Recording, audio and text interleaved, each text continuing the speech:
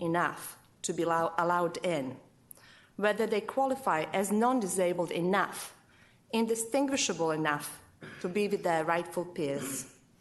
All too often, disabled kids are expected to qualify for meaningful inclusion when they have already qualified simply by being human. The intensity of support needs is confused with a place, a segregated location, leaving disabled students faced with a threat of even further marginalization that will have lifelong consequences.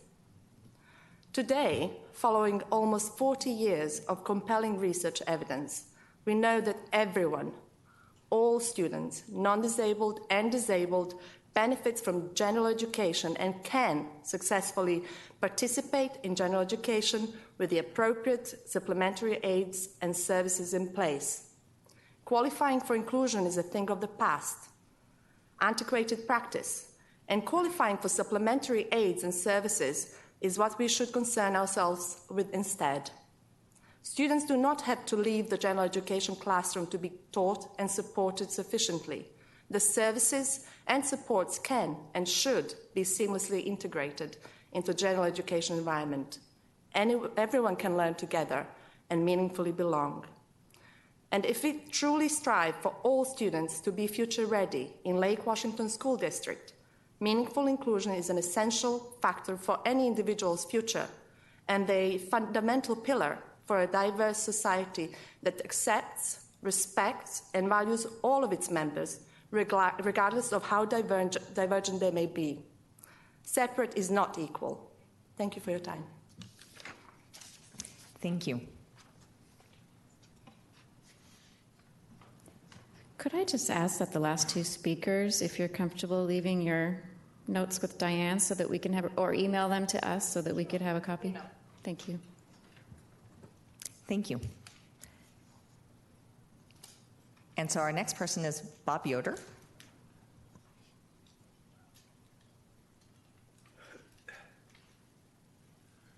I'm Bob Yoder from the Redmond Learning Community, and if you heard my cough back there, I apologize. Hello, Dr. Holman and Board of Directors. Nice to see you. This is Mental Health Awareness Month, and I wanted to talk about it a little bit. What I'm going to say, most of the sources of my talk are the National Institute of Mental Health, NAMI, and the Diagnostic Statistical Manual, also known as DSM. I want to correct an error I made earlier once with other people that autism is a psychiatric illness. It isn't from the research I've done later. At best, one may consider it a complex brain disorder. The DSM, which guides psychiatrists in the treatment of mental health conditions, says the severity, quote, the severity of autism spectrum is based on communication impairment and restricted repetitive patterns of behavior. A family that we know with a severely impaired child had to move to Texas to live with their child during extensive treatment. The American Academy of Pediatricians recommends screening by the age of 2. So it's developmental and pretty okay. So according to the DSM, medication can treat both autism and ADHD. Kids with ADHD may have a hard time focusing on assignments and be hard to teach, but many have a above average IQ. 1/3 of the symptoms of ADHD extend into adulthood. Many personality disorders like conduct disorder, borderline disorder, and oppositional defiant disorder are in the DSM. Some truant children cope with anxiety and depression. Sometimes these students stay at home to help their parents who have mental health illness themselves. The Truancy Board works with Youth Eastside Services counselors, nurses, and social workers to keep the marginally impaired students out of court. Amazingly, 1/2 of all chronic mental health illnesses occur by 8th grade. Some examples of chronic illnesses are major depression, bipolar, schizophrenia, OCD, and some other forms of anxiety. Youth Eastside Services just hired 2 child psychiatrists to help these children. As we talk more about mental illness with our friends, teachers, and parents, we start to remove the stigma of mental illness in schools and in our families. As a result, parents are more likely to take their kids to a doctor. I have a mood disorder and ADHD and find a great way to talk about it by using less emotionally charged words. Could I just finish? Okay. I encourage your constituents and parents to casually discuss mental health with your students. Thank you. Thank you. Is there anybody else who didn't sign up who would like to address the board? All right. Well, thank you very much. Many of these issues will be followed up on through, right? So I would hope we will hear a little more about inclusion and least restrictive environment would be helpful in a board brief coming forward. Go ahead. Bob, have you already emailed that to us as the board? Yeah. Your statement? You can have a comment. Okay, thank you. I'll email it, yeah. Any other questions or comments? Okay, so then moving on, we will go to the consent agenda, and I will now entertain a motion to approve the consent agenda. Move approval. So moved. Oh, I couldn't hear you. I'm moving. That's all right. You can have it. Second. It has been moved by Director La Liberty and seconded by Director Carlson. Dr. Holman, will you now pull the board? Cassandra, Yes. Eric, Yes. Siri, Yes. Mark, Yes. Chris. Yes. Oh, we went through them all. Okay, so Dr. Holman, will you now review the donations, please? I absolutely will. We have an astounding $107,925.57 of donations this evening. First, Lake Washington Schools Foundation to Lake Washington School District in the amount of $4,501.45 to purchase musical instruments. Audubon Elementary PTSA to Audubon Elementary in the amount of $3,877.15 to provide stipend for choir and to support intramural sports programs. Elizabeth Blackwell PTSA to Blackwell Elementary in the amount of $10,836.62 to purchase classroom supplies, laptops for special education, walkie-talkies, a medicine cabinet, and to support field trips. Margaret R. Kawana and Bradley Schmidt to Lakeview Elementary in the amount of $1,259.20 to support field trips. Mark Twain PTSA to Twain Elementary in the amount of $72,352 to purchase playground equipment. Inglewood Middle School PTSA to Inglewood Middle in the amount of $1,320 to purchase graphing calculators. Stella Scola PTO to Stella Scola in the amount of $3,700 to provide classroom enrichment, extra help, and to support field trips. And Washington DECA to Eastlake High School in the amount of $1,680 to provide extracurricular activity scholarships. The Juanita Rebels Booster Club to Juanita High School in the amount of $3,355.15 to purchase track and field equipment. Lake Washington High School Cross Country Track Booster Club to Lake Washington High School in the amount of $1,144 to purchase pole vaults. The Lake Washington Girls Soccer to Lake Washington High School in the amount of $2,575 to purchase sports uniforms. And lastly, the Redmond High School PTSA to Redmond High School in the amount of $1,325 to support InvestEd. All right, thank you very much, and thank you to our community for their generosity in supporting our students in schools and the important work that occurs. So for our next item, we are on to our non-consent agenda. And the first item on our non-consent is approval of the monitoring report for EL7, academic program. Excellent. And so we bring this executive limitation to the board tonight. You have seen this previously. We bring it to you for approval. I do want to point out a few key pieces in the executive limitation. On page 1 of the report, you'll see that we identify this area as in compliance, and you'll see our little indicator has an uptick. That means that this is an area where we've changed from partial compliance to in compliance.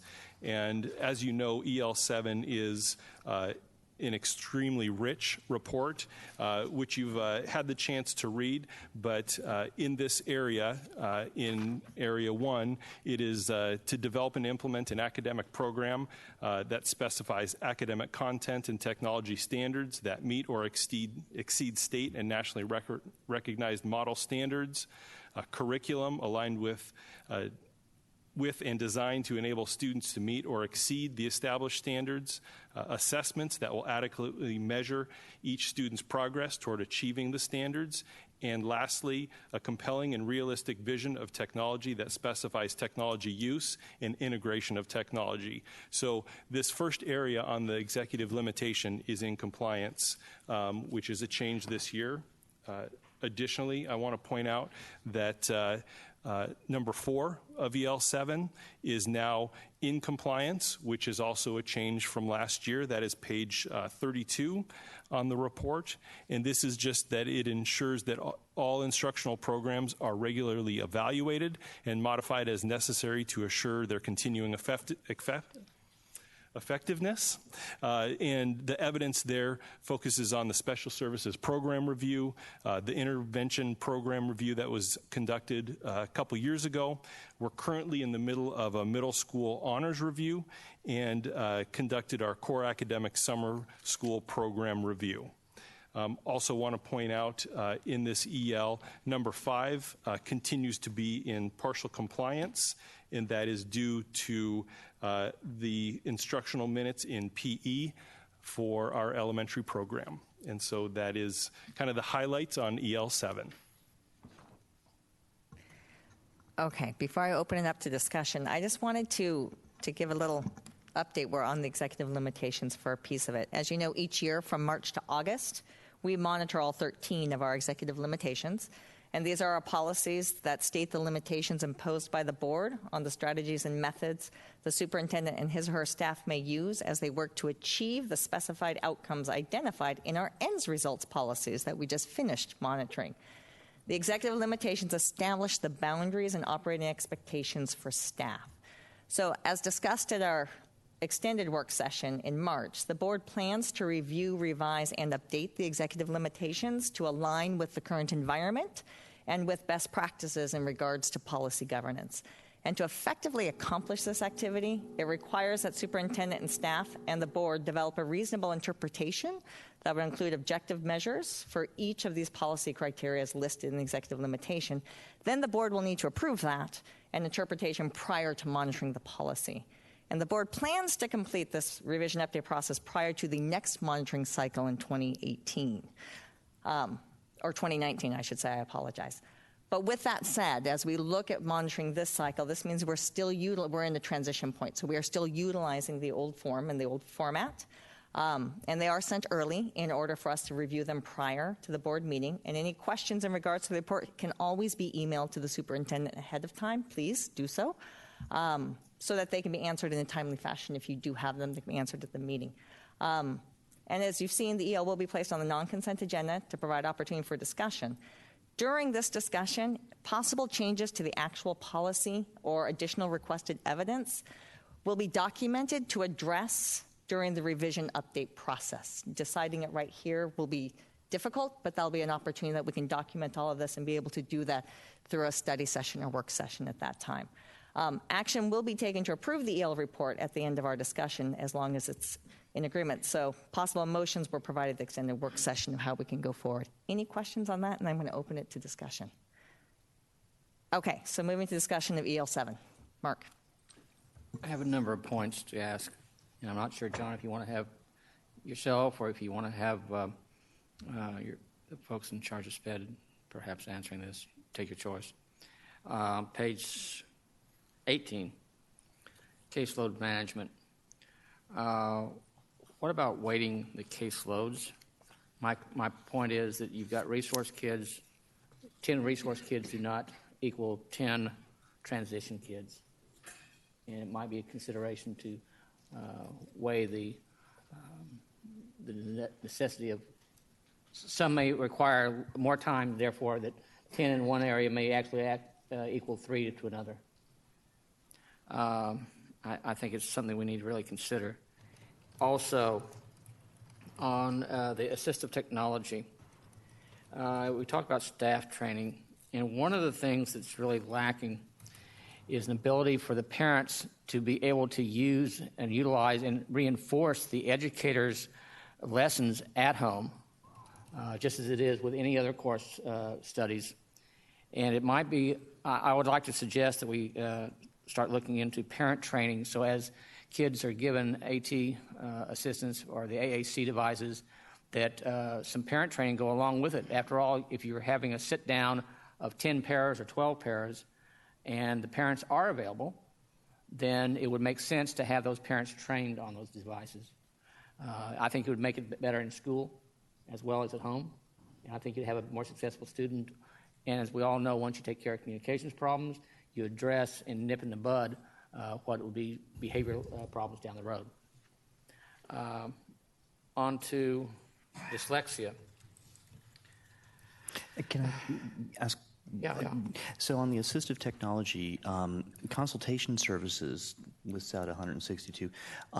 Not for this one, but downstream when you're reporting out, I'd like to know how many devices are in use, and just as assuming there's one device per kid. So consultation might not result in a device. Well, the other thing is, too, on the consultation as well as the use of the device, it is very easy to determine how well or not well the device is used in school. And when the device comes home as 0-0, somebody isn't doing their work. And some student is suffering as a result. So this might be something when we're looking at the reasonable interpretation, that's a discussion point of what objective measures might be incorporated. So we'll just make sure to document that as we go through and work through that interpretation. Okay. Go ahead. All right. I'm still concerned in the area of dyslexia that I'm afraid that Lake Washington is woefully behind. The Orton-Gillingham program has effectively addressed the needs for dyslexic students for 75 years, maybe 80, I'm not sure, identifying and addressing the needs of the students with dyslexia. What about using these currently? What about using programs to remediate dyslexia when teaching all students instead of pull-out sessions for the kids with a quote-unquote problem? The studies have shown that non-dyslexic students benefit almost as much as the dyslexic students from the introduction to Orton-Gillingham. And if there's anything to assist a student in learning how to read or read better, good Lord, let's do it. It doesn't take a brain surgeon to think of that. Could I add if I something? can think of it, you can think of it. I'm sorry, Mark. Could I add something to that? Ma'am. I'm just looking up above when it discusses co-teaching, and that seems like the training for co-teaching might be a great opportunity.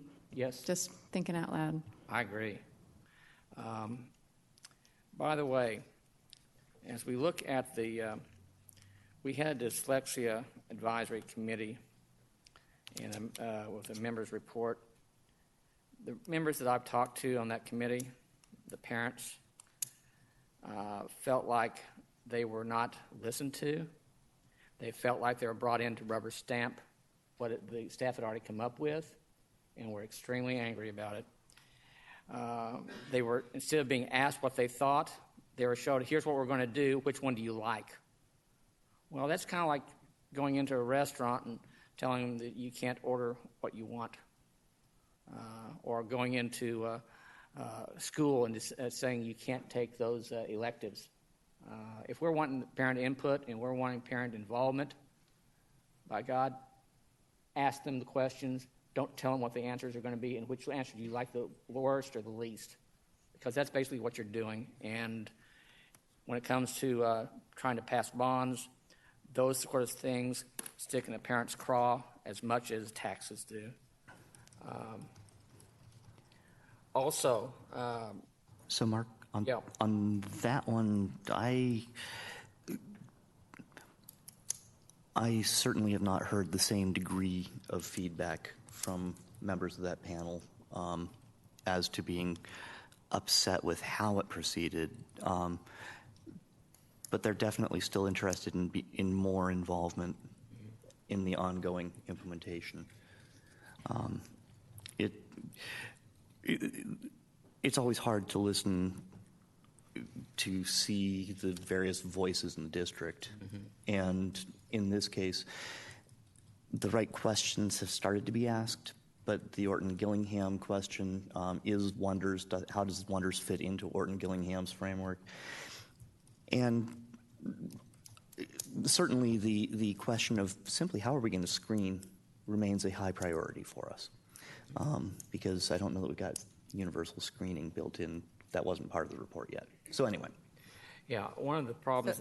One second. Remember, this is about the academic program, so it's great to have those, and we can build those in. The community engagement piece actually falls into another place, so we can document that and bring that over. Okay, well, to just answer Chris's question, a lot of the comments were aired and voiced rather vehemently at the OSPI discussion we had. The one-on-one or the discussion we had with the OSPI and the special needs parents. Recall that? That was the study session, if I remember correctly, that you're speaking to when we did just a presentation on. No. This was the OSPI coming and having 3 employees of the OSPI come and speak to the special needs parents. It was for the WISM Yes, review. yes, sir. Thank you. Couldn't remember the acronym. I think as to the point about assessment, I think we need to really look at that too.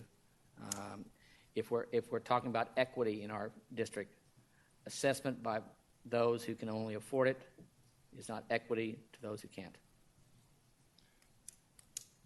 Yeah, just on that piece, there was legislation just passed that we're analyzing right now, but it's requiring some level of screening, and I believe it's kindergarten through 3rd grade students to identify students that have indicators Right. of dyslexia. But again, if we're studying it, let's not study it until as long as we've been studying Gordon Gillingham. If you could do it, I know we've had an update recently in a board brief in regards to the dyslexia legislation specifically and the programs that were being implemented. It might be beneficial to sort of build that, maybe another update. Absolutely. Once you know a little bit more. We'll do a report back on both the legislation and work to date and provide some additional information around some of these concerns. But And work to date also, I'd like to have included in that your estimated completion date, because you can work on it forever.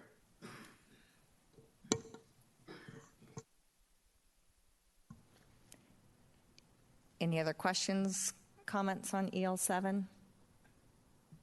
Concerns? I have a quick question on the English language learners. Okay. It says, what page am I on here? 20. Newly identified EL students are provided academic support through a summer program. I'm wondering how many students don't or aren't taking advantage of the program. Just out of curiosity. No rush. was your question how many are or how many aren't? Both. Okay. I just Sure. No, just curious.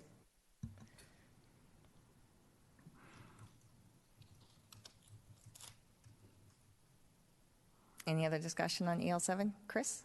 Yeah, so I actually wanted to call out the success in the ELL programs, which we've been seeing in the reports, but here again, a 3-year ELL transition definitely is serving our elementary level kids elementary and primary for sure, and probably to a large extent our middle and high school students.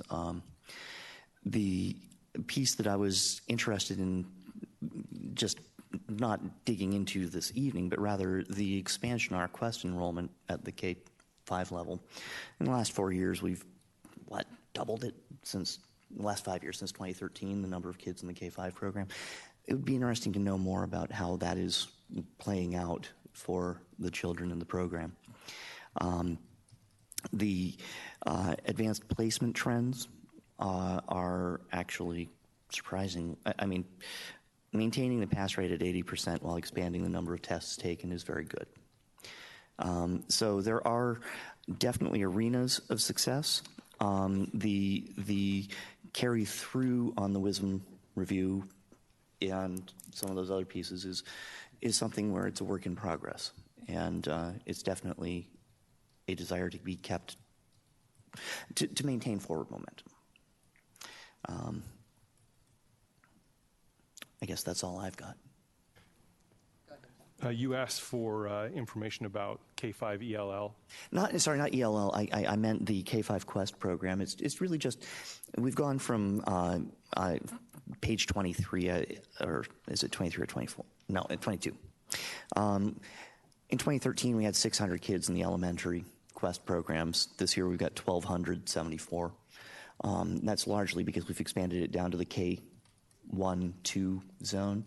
But it's a question of how is that working? I mean, are we seeing expanded numbers being pulled up, or is it now that kids are just entering it earlier? Is there a bubble coming through at the 3 through 5 level?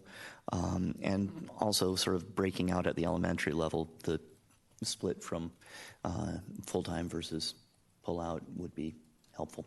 So tonight, one of our program presentations is on accelerated programs, and so Matt will share some of that data. If it doesn't fully answer those questions, make sure to identify kind of what data you're seeking, because I definitely know what you're seeing there, and the increase has been because of our implementation of the K2, K3 highly qualified services. Right, and really, when I mentioned full-time versus part-time, that's about breaking out the table. Mm-hmm.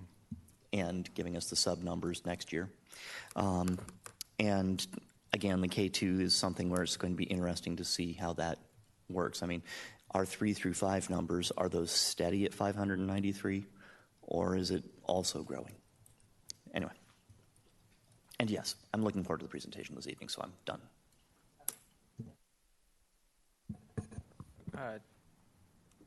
One of the EL, or EL 7.3, which is in partial compliance, it's over at page 31 and 34. The reason it says that we say it's in partial compliance is because we have not yet fully developed and implemented parent and student data views as part of the overall CIP efforts. What would full implementation look like? And what is missing? So it's not clear for me from reading the report. Right. So we've, over the last couple of years, have implemented some additional levels of parent and data views.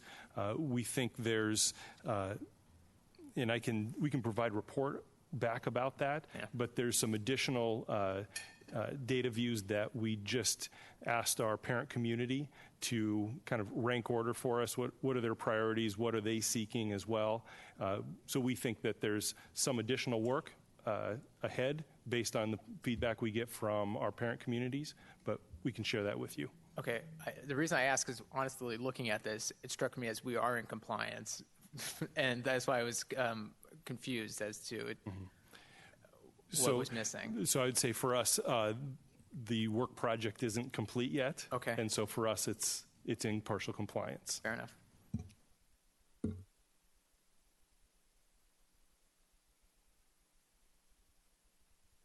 Oops, sorry. I know how loud I can be, but God knows the video people can't hear me. Special Services Program Review. Now, I had problems when we originally had the review with the Urban Collaborative, how we kind of cherry-picked the recommendations. But that said, what about the recommendations to implement the every staffer responsible for every kid, because it ain't happening? Nowhere near it. not even in the same ballpark. From my observations, and I observe rather frequently. And if my eyes don't, another pair of eyes do.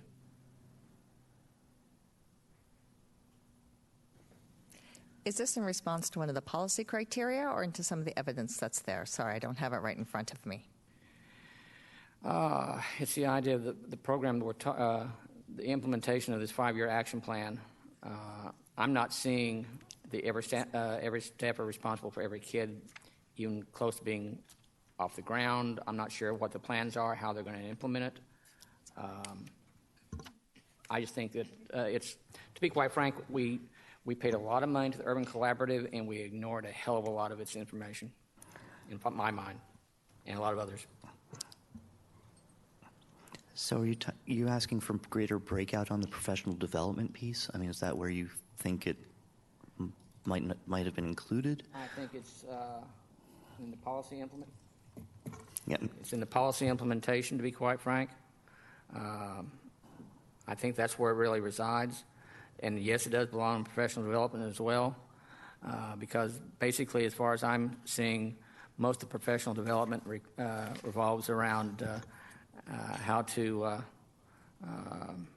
deal with a child that is having an emotional problem at the time or a physical problem at the time, and being behavioral. That takes place on a very regular basis, but I'm not seeing a whole lot of professional development that takes place that deals with the other issues.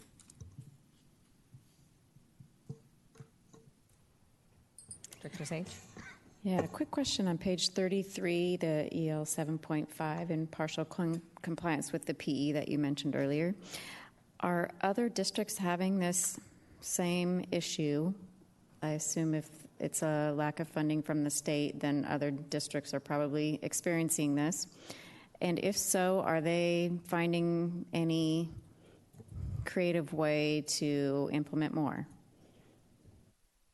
It's my understanding that we're in a similar place as the majority of districts.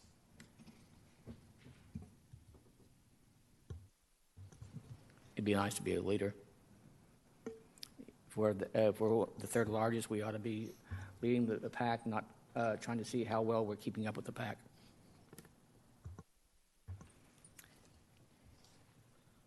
Okay, I just have one sort of big overarching piece as I read through the executive limitation in the policy, and that was dealing with equity and looking through, because the academic program was a big piece, we speak about the opportunity gap and access our students have. There was only, I believe, in the highly capable, it showed a breakout based on the different subgroups.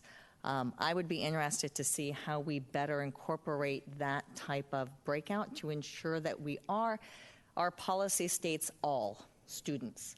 And so my question from there is, how effectively are all our accelerated programs accessible to all our students? How effective are we at making sure that opportunities of the arts or any of those are accessible to our students, that our choice schools are accessible to all our students?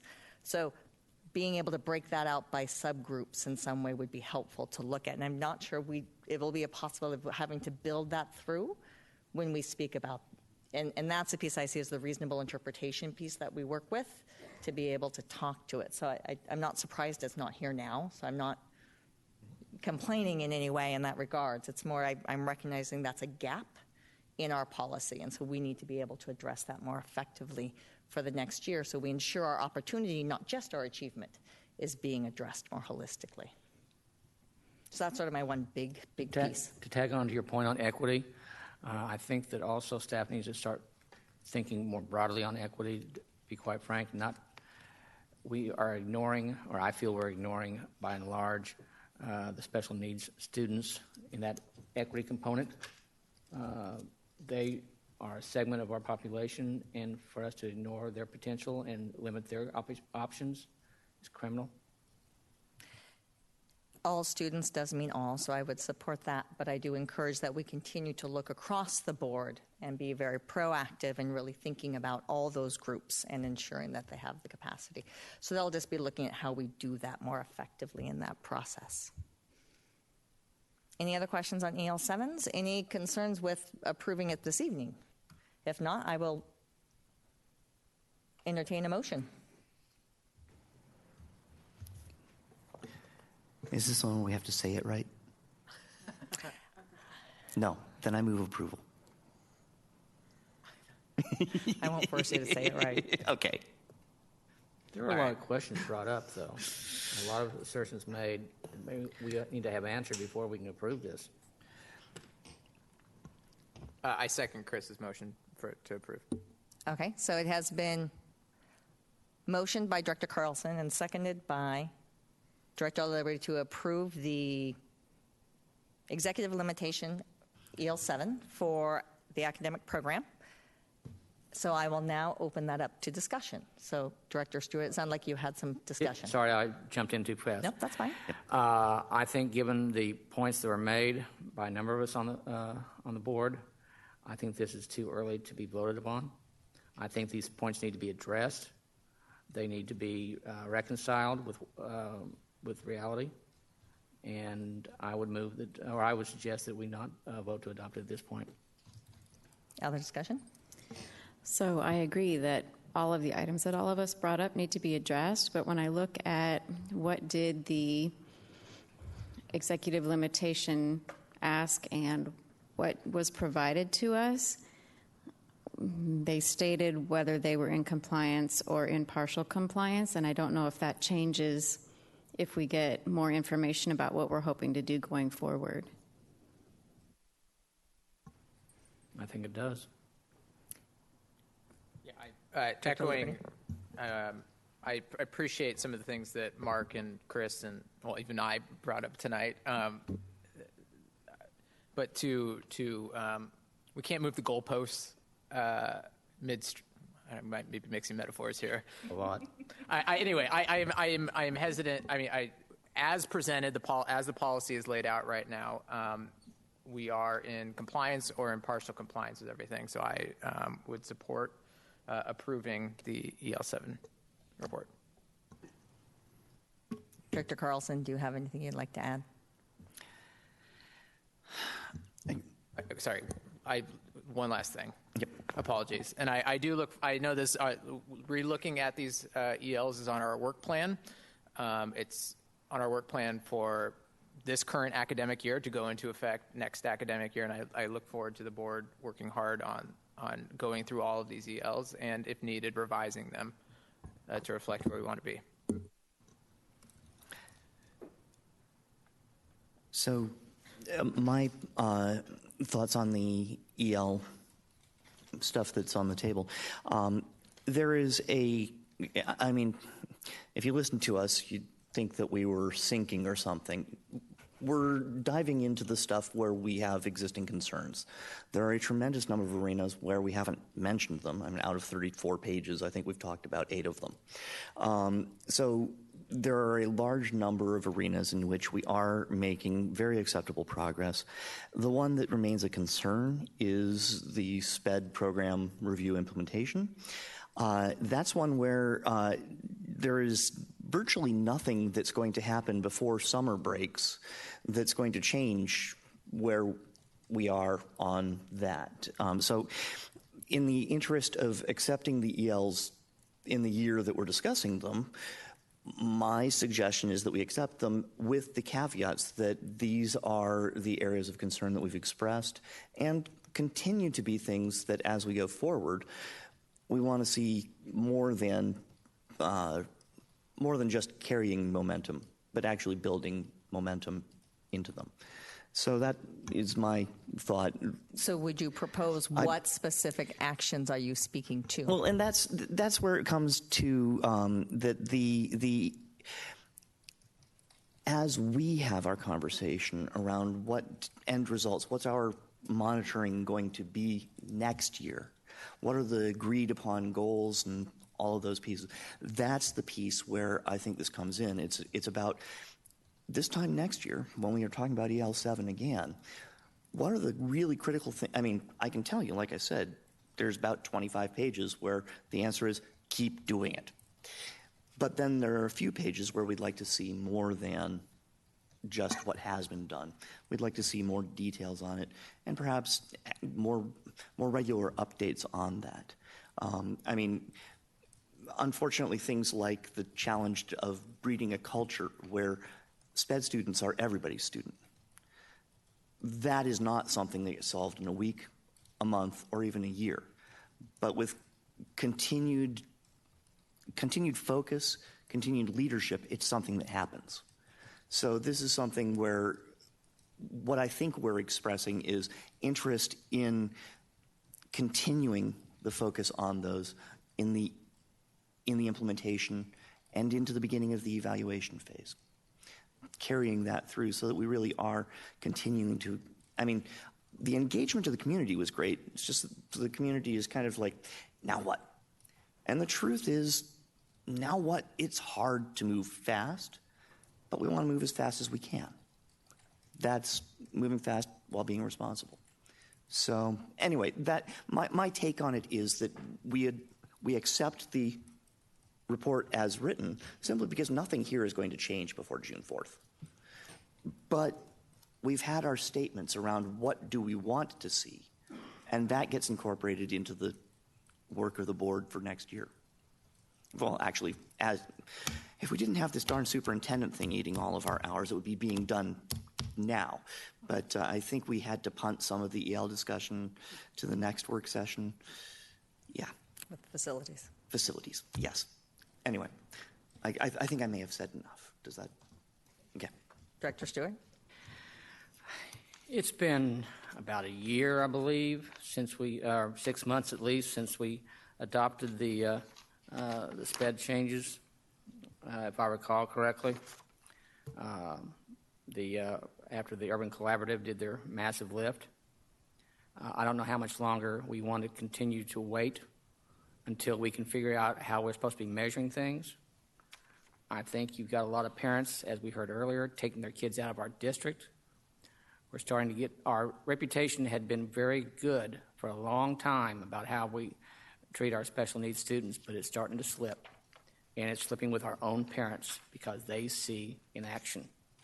And if we don't start addressing these things now, before we put in a new superintendent, what in the world is that new superintendent going to wonder? What is his or her expectations? What is expected of them if we don't act now? So I'm sensing what we need is a revision to the policy in order to attain the information the way that we want it and to have the meeting, such as the WISM group with the parents, to bring about the type of involved interaction that we want. I don't know how we take the policy as it's currently written and change something that has already happened. I feel like we need to revise that policy to add something. So the question is, you remember, when we do the executive limitations, looking at compliance, was how that could be interpreted in any way reasonably, any reasonable person would interpret it, have they met that compliance? And I'm hearing that yes, for the most part, that compliance is there, in agreement with the partial compliance. There are areas for action that are being spoken to. One is the concern in special education and in that program. How that fits into the actual criteria is the piece I think you're mentioning. So that's one piece to think of an action area, and I don't quite have a direct answer, but that's the piece. The other piece was equity, and how do we build that through more effectively through that whole process. Is there another big ticket action piece that I missed with that? I know there were a lot of smaller questions that came through that I think are going to be addressed in different ways, but from a bigger picture, I think those were the two big ones. Is that fair? So looking at the structure of the report, the only piece where perhaps the actual, what has been stated in the report, 7.4, ensure that all instructional programs are regularly evaluated and modified as necessary to assure their continuing effectiveness. The Special Services Program Review concluded in 2016, the spring of 2015-2016 school year. We're in the spring of 2018, 2 years later, and the concern that's being expressed is that we're not seeing as much progress as we would have hoped to see 2 years later in some of these arenas. I mean, there are components like resources where resources are not going to change. Resources are what they are. They're finite and they're frustrating. But the pieces around the delivery models, where the rubber meets the road, it's a question of is there a consensus around this being partial compliance for 7.4 or reasonable progress? Therefore, full compliance on the reasonable progress front, even if we haven't arrived at the end point that we would like to be at. Does And that this make is where I'd sense? say it's actually reasonable interpretation. So Yes. it's different. Yeah. And that's the challenge, that we're missing that piece Yep. in doing so. But I think you could easily have an action piece attached to it that says, would like to see more progress in 7.4, specifically under those evaluation piece and the special education and the special review services. Going forward, then we keep that in mind and how we go in writing the rest of that when we do the reasonable interpretation for next year's setup. Does that make sense? Then we don't move the bar. And At this time, we set it for the next. that's exactly what I was hoping. That's where my interpretation was going, is that we aren't necessarily moving the bar, but that the bar next year is going to be very clear on where we want to be in achieving the goals of that program review. So 2 years ago, we had the SPED review, and we didn't move the bar. And now we're just kicking it down the road. So I think one thing that we could offer as part of this is to provide an update on the efforts of staff to implement the recommendations of the program review. I know there's significant efforts that have been going on in a multitude of areas that we could provide update on. And so I wonder if that would help provide information to the board. So as we think about moving into next year, as we're rewriting policy, that it could help frame. There might be areas that the board needs information on that would alleviate concerns or would provide information to help understand the scope of the work that's going on, and then provide better information to identify data sources that would help the board be able to evaluate EL7, particularly 7.4. Okay, we do still have a motion on the table to approve EL7. Go ahead. Can we vote on that motion? We could vote on that motion.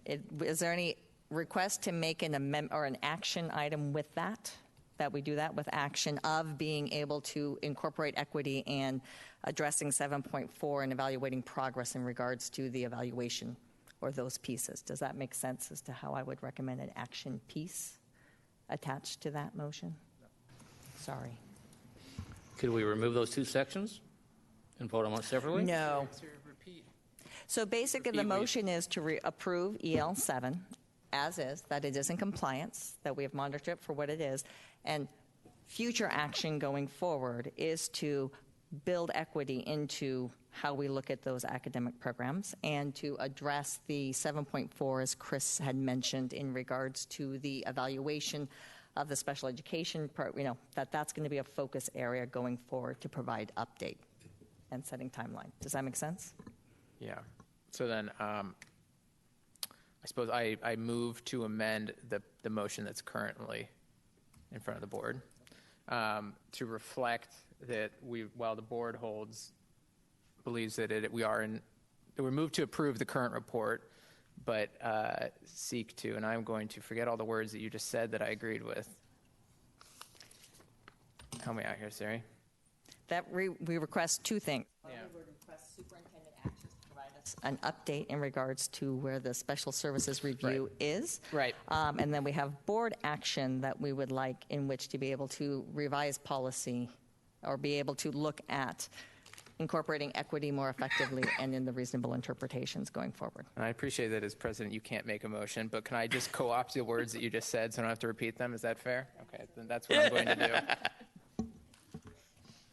Okay, there's now a motion on the table. Do I have a second? Second. Okay. Any further discussion on the motion as amended?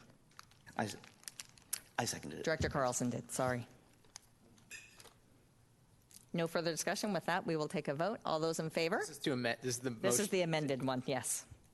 All those in favor? Aye. Aye. Anyone opposed? Nay. Motion passes with 4 ayes, 1 nay. So thank you so much. And now we will move on to executive limitation 3. I'm sorry, 13, I believe. 12, maybe. 12. Thank you. So EL 12 looks at asset protection. This executive limitation requires the district to make sure that the systems, processes, procedures, relationships with insurance providers, legal entities are in place to make sure that our physical property, our intellectual property, and all of the district's assets are protected. You can see that, again, this year, we are reporting that all of EL 12 is in compliance. Thank you. Okay, I will open that up to discussion on the asset protection executive limitation.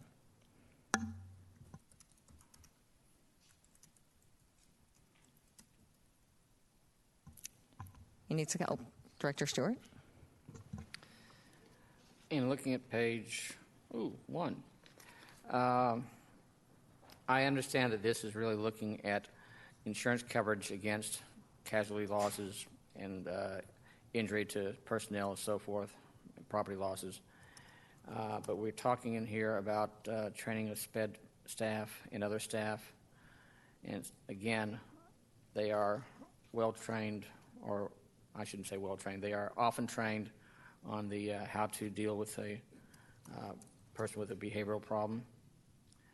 I think that we need to have a broader look at that, especially in light of the OSPI mandated training on least restrictive environments, because that plays into the behaviors, that plays into our liability. And I believe the OSPI mandated us to do so back in August of 17.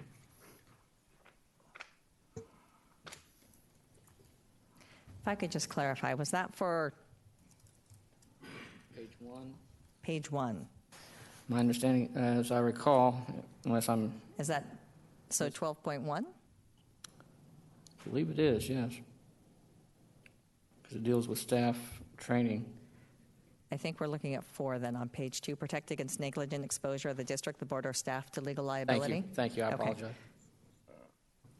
So under the training component of that is what you're speaking to? Yep.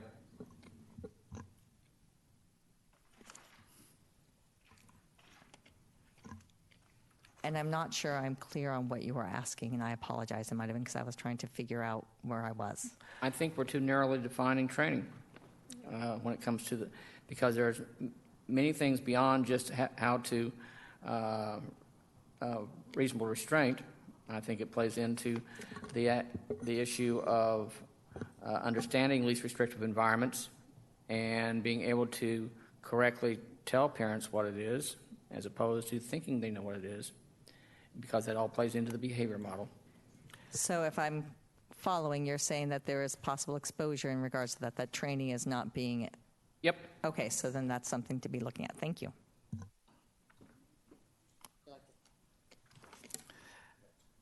Okay. It would be worthwhile to call the paraeducator liability component of training in that table on page 2 of 5. It's not really fleshed out at the level that would be helpful to understand the components of that training that are about liability. Mark's right that in terms of restraint, that is it's a very real liability exposure, and understanding what the training is around that, or just being more explicit about that piece. And IDEA is long-term something that it's not a liability in the sense of an acute suit, but it's definitely something that's a potential exposure to the district. LRE abiding by LRE it should be called out explicitly somewhere in terms of training to avoid exposure to IDEA suits by making sure that things like this policy or like I said, the culture of SPED students or everybody's student, that training is actually part of what we're talking explicitly about. Yes, thank you, Chris, for clarifying that for me. And I think that really goes not only to the parents, but also to the teachers, the assistant principals, the principals, and on up. Yeah. Can I add substitutes to that? Because it's often very difficult to Yes. walk into a room and Subs, volunteers, whoever. And again, these are a lot of the details that might be fleshed out during the process with reasonable interpretation as to where those priorities would lie at different times. Yeah, I'm not saying that they need to be solved tonight or even next week, but rather that next year I'd certainly like to see them called out explicitly. Okay, two items. First of all, I just want to say that I'm happy with the report. I believe everything is in compliance, and I will, when we're done, move to approve it. 2 items to parking lot for future board discussion. I'm not sure if it's a good idea, but I'm going to just throw it out there anyway so we can discuss it later.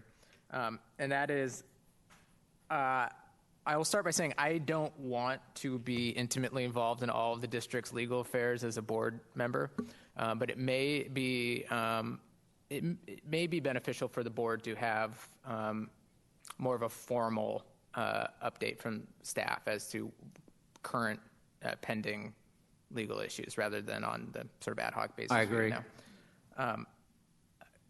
I don't know. I don't actually know if I'm just throwing that out there. I don't actually know that I agree with that, but it's an idea I had as I was thinking through this. So it's something I think we need to discuss as a board and flesh out.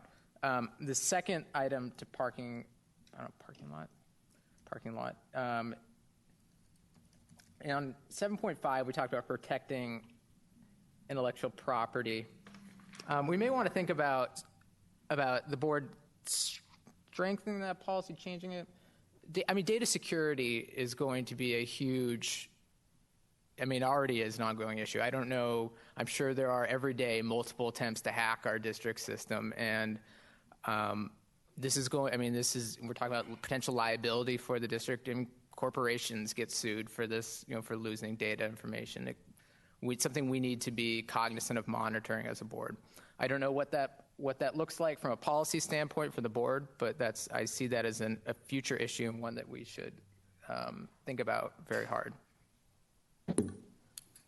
To Eric's point, the amendments that were offered to EL3, I think, address a lot of the problems that he's talking about, of being able to keep up with the litigation situation, knowing about major decisions by regulatory or judicial fiats. And I have a question about page 4 then. That then brings up the question about page 4. Let's see, under bullet 4, section 5, whatever the hell that regular consultation with district legal counsel. Now, is that for staff consultation or is that for board consultation? Because I think the board needs consultation as well.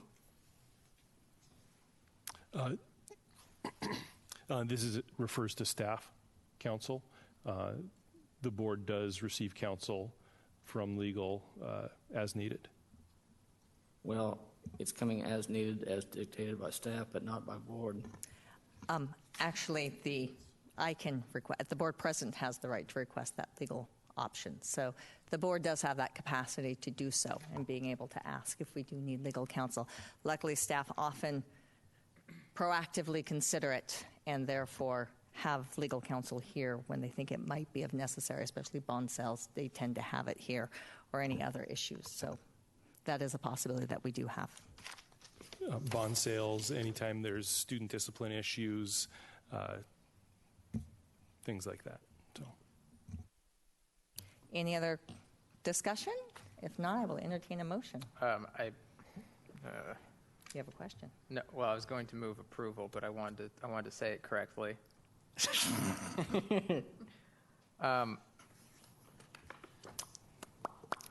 Move acceptance Yeah, I of just the move it. I assertion just of progress. move. Sorry, I don't Yeah. have it in front of me, but I move acceptance of this and executive limitation report as presented today.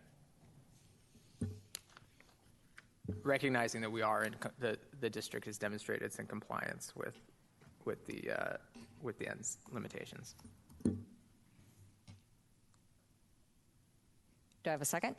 Okay, thank you. Yeah. It has been moved by Director LaLiberty and seconded by Director Carlson to approve the Executive Limitation 12, Asset Protection, as presented.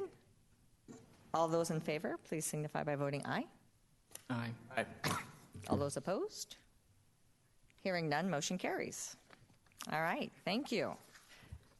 Solid discussion. We have more work cut out going forward and putting that together. So we'll also add the revision of looking at strengthening data security as to the piece we look at with EL 12, and then a discussion around legal affairs, which also incorporates an EL 3. Yes. A quick point to Eric's discussion about data security. I think that also the other issue we need to be very aware of is the bullying online, and to make sure that, because if it's not taken care of, there have been suits back east, I know, that have come against the school districts because the students weren't adequately protected. So just want to throw that in the same category. All right. So noted, right, Diane? Okay, so we have one more item on our non-consent agenda, and that will be approval of the assertion report for ER1, the ends results run on mission and vision, that report. I sent that to you last week. Basically, this is just the summary document of our discussion, and I have simplified it from where it was. So the assertion was, and it was actually moved last meeting as well, that reasonable progress has been made for the all student groups and some student groups, and I went on to specifically say, especially the on-time 4-year graduation rate, that it has increased to 93.3, as well as we see a positive 5-year trend across all our subgroups, which is really to be commended for that type of work. It shows a lot of really good, solid work by our district. And there were some exceptions to the reasonable progress, which were in some student groups, the achievement gap continued to exist, as we saw, and the overall achievement has opportunity for improvements into relation to ranking and specifically in certain subgroups. There were 4 focus priority areas that I sort of pulled out from that discussion. One of them was to continue the work that is already occurring with addressing the disparities between all the subgroups while increasing the overall percentage achieved, highlighting the programs such as College Bound, the 1821 Transition Program, the District Equity Team that really supports that type of work holistically. Also, staff to continue to work to support data analytical abilities at all levels of the organization. Understanding how to use data to inform actions is vital to address these more complex challenges that we're working with, so I want to encourage that. The third one was the 5-year graduation rate has not increased consistently, and there appears to be some opportunity to strengthen that piece. Knowing that graduating from high school is an important step for success, it'd be good to evaluate ways in which to serve students better to achieve that goal. And the fourth one were specific interventions that strengthen students' access to dual credit courses, evaluate and mitigate barriers that might be limiting participation, i.e. cost, prerequisites, not being asked, needing additional supports. As more students take those dual credit courses, we need to consider those additional supports required for students taking college credit-bearing courses in high school in order to have a higher success in earning a B. So those were the 4 priority areas. Was there any comments or discussion on those pieces? Something missing? Anything you'd want to add? Amend, revise? Nope? Okay. Do we need to move to approve this before we, is that what we're doing tonight? Before, Yes. Yeah. Okay. And the report presentation overall, basically saying it was an excellent shift in how the report was presented, that reasonable interpretation in that piece was really helpful, and to continue to do that for ER2 that we haven't done for literacy, math, and science. That really helped to break that out. And then there was just some simple feedback on the indicators of considering for the future. One of those being that this ends result defines future ready as ready for college, ready for global workplace, and ready for personal success. Much of our data really addresses the ready for college, somewhat for the ready for the global workplace. It'd be interesting to pursue some possible measures that really look at some of those soft skills, exposures or experiences that might help to do a preparation for personal success in global workforce from another angle. So that's just something to think about for the future as we look through those things. So any questions or any feedback on that summary report as that will go forward? No, thank you. Excellent. If so, then I will I move. Entertain a motion. I move approval of the ER1 report. Second. Any discussion on ER1, assertion of progress? If not, then we will go ahead and vote. Rumor has it this is where the motion's supposed to be the long one with the right words, and I've been delivered the right words. So No, I don't. This You got was it right. already an approved okay, motion. there we go. We've approved the Yeah, ER1 okay. report. And so we did. now it's just the assertion of progress that's Right. being moved and Okay. approved. So we have a motion on the table to move and approve the assertion of progress as written. Second. All those in favor? Aye. Aye. Any opposed? All right, motion carries. We now have an assertion of progress. Thank you.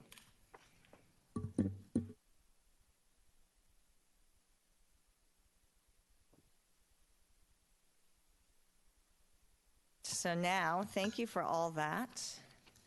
And I've just lost my agenda. I apologize. Oh, excellent. The superintendent search update. As you know, we are in the process that Dr. Pierce will be stepping into a new role as Director of College and Career Readiness. And so we are now in the process of conducting a superintendent search. We have hired Ray & Associates to help facilitate that process. And this process will incorporate 3 phases. So we'll have phase 1, which is really developing the candidate profile. Phase 2 will be recruiting candidates and interviewing semifinalist candidates. And phase 3 will be conducting the finalist interviews. And so we are currently in phase 1. The survey was put out for the last week and a half. It actually closed this morning, which is addressing 30 qualities of a superintendent, as well as just an overview of the district and where it's at. We'll be getting those results and discussing those on Thursday, along with there have been 23 focus groups held and community meetings with a total of over 140 people, and there are actually 7 more planned for this week as well to be completed by Wednesday, with 1 extra on the 15th. So that will do that component for informing. Our goal is to have, the plan is to have a superintendent named by June 30th is where the timeline is. So we will have application and recruiting will be through the month of May, first week of June. And then we will continue into the interviewing screening process for about 3 weeks in June to be able to name a finalist in the last part of June. So there is much more information available on the website under a tab named Superintendent Search. And on there will be a timeline. We have established several special board meetings. There'll be a board meeting this Thursday, actually, a special board meeting in which we'll be discussing the results from the survey as well as the candidate profile and moving to approve that. Then there are a variety. May 14th, there will be another special board meeting where we'll be talking about the interview process and what that will look like and what components of that will be through those stages.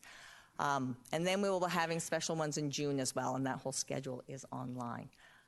Any questions? Actually, I just wanted to point out, since tomorrow's meeting, community meeting, was an add-on. There's a community meeting tomorrow at Kamiakin Middle School at 6 o'clock for anybody to come out that wants to hear more about the superintendent search and give their thoughts. Any questions from the board? So it is a busy time. And we are very thankful for our community in coming forward and providing a lot of input at this point in time. It's been really beneficial, and it will be very informative as we go forward in this search process. It's very exciting, and we appreciate all the support staff has also given in being able to pull this off. Anything else? Okay, then I think we will move on from the superintendent search, and we will go to program reports. So our next item is the program reports. We'll be starting with world language. Dr. Holman. Great. So tonight we have a series of program reports. Some of these pulled forward from our last board meeting when we went a little bit long, and so we pushed those to this meeting. We will start this. The first program report will be on world language, and Mike is here to share that with us. And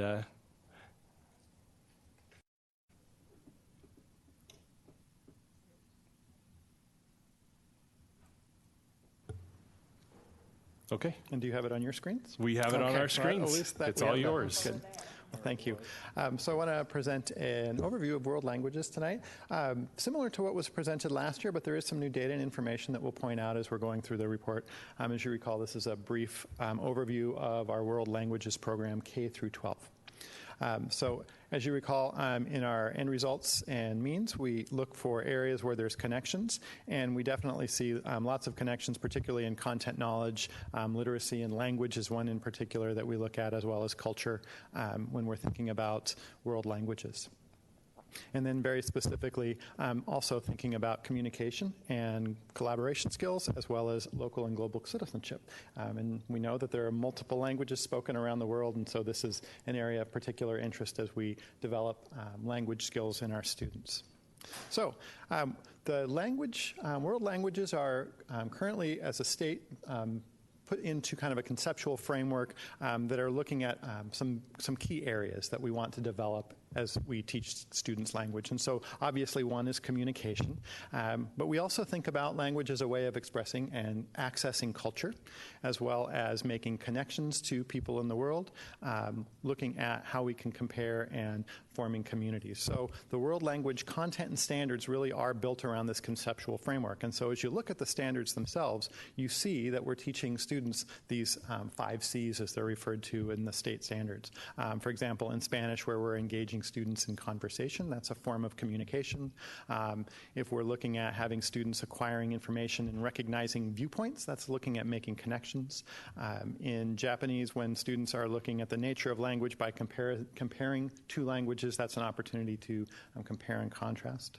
So lots of different ways for students to do all of those different things. It's more than speaking a language, it's really all of those connections. So as we think about our programs then, those language standards really are the foundation of our program. In elementary school, we start with language as a form of culture and thinking about culture, and then also see it in our content areas. So for example, in our music program, students have opportunities to sing and communicate in multiple languages. Our social studies emphasizes cultures of different parts of the world and talks about communication as a form of that, but also in the culture of the school. So seasonal events, assemblies, international nights, and PTSA programs all help to build that common understanding, that common culture. There also has been an interest for a number of years, and I'm pleased to announce tonight that we are planning on launching a dual language immersion program next year at Einstein Elementary. We've spent a year doing quite a bit of research and making sure we have all of the systems and structures in place to launch that program. The program is a combination where we have half of the day will be taught entirely in Spanish and half of the day will be taught in English, and the class composition will be 50% native Spanish speakers and 50% English speakers, so that kids are doing a number of things. They're learning to do all of those 5 C's, to speak and read and write in another language. But we also know in a dual language program, there's high academic achievement that follows and that cross-cultural competence. So as I mentioned, we're looking at having families who are Spanish speaking with incoming kindergarten students as well as first grade students participating in the program, because it is at Einstein, and like our choice programs when they're in a school, first preference goes to families in that school, but we also have been reaching out to families in our district with direct communication. That's phone calls in Spanish and English and family information nights to Spanish-speaking families, and we have another couple of parent information nights for the rest of the district coming up as well. And then we will be opening an application process on May 18th. We already have, as I mentioned, had a parent night with Spanish-speaking families, and they were very excited about the program and were telling us, get us that application, we're ready to sign up. So we know we have enough families to launch the program. We've also hired a bilingual teacher who has experience in a dual language program. We were able to steal her away from Seattle, so that was a big part of it. You want a teacher who actually speaks Spanish to teach the Spanish portion of the day, and speaking it well. And so she's from Venezuela and will be joining us for our next series of parent information nights to help promote the program. We also have a whole group of people who have been helping us, from the principal, Robin Amaya at Einstein, Sue Ann Sullivan, the director of school support, the EL teacher, Jen Roberts, as well as our program specialist, Nicole Rodriguez, have all been helping us develop and create this program. And it's been a long time coming, but we're very excited. And so we'll have more information in a brief later this week, and then as the program launches as well. In middle school, and again, this is the wonderful thing about developing languages in the elementary, and as students go into middle school, they get some wonderful opportunities to learn language. We offer programs in Spanish, French, Japanese, and Latin at Stella Scola. And then in our courses in middle school, students can earn high school credit. And French, Japanese, and Spanish all have second year. We ensure that all high schools have second year courses there. And then, as with all of our content areas, we want to make sure kids have quality instructional materials, so we have core materials for each of those, as well as standards that accompany them. And so, as I mentioned, we do have our middle schools then feed wonderfully into our high schools, where there's, again, a rich series of opportunities for kids to extend their world language experiences. So as we mentioned, Spanish, French, and Japanese, and American Sign Language. Mandarin Chinese was a program that was at Lake Washington High School that because of enrollment we are not offering anymore, but it has been a program that has been in our system. And again, core curriculum materials that follow with each of those, as well as opportunities for kids to practice their languages through World Language Clubs in most of our high schools. And so again, that's a wonderful thing too, when kids have opportunities to communicate and discuss and think in another language beyond the classroom. That allows them to extend their learning. We also want to remind the board about our language requirements. Many of our students take more than 2 years, but 2 years are required. And there are some options for kids, just knowing all of the things that are on their plates. They can choose to bypass the world language through a personalized pathway requirement or a world language competency credit. Those allow students some additional options. And just to review what those are, for the world language credit options, students can choose to say that based on their career pathway, college and career plan pathway, they can take another class. Now, they have to acknowledge that many cases colleges require multiple years of a world language, but many of our students do have different pathway options that they choose to take. We also have a really wonderful opportunity for students to earn world language credit through competency or proficiency through a world language competency assessment that's delivered here in Lake Washington.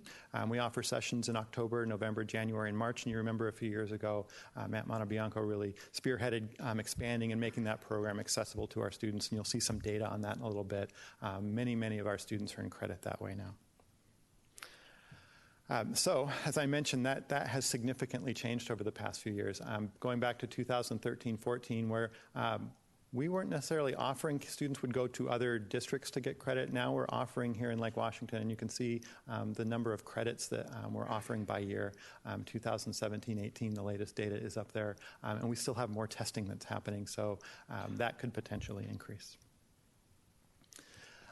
So just as an interesting piece of data as well, you can see there's a variety of languages that students are receiving credit in.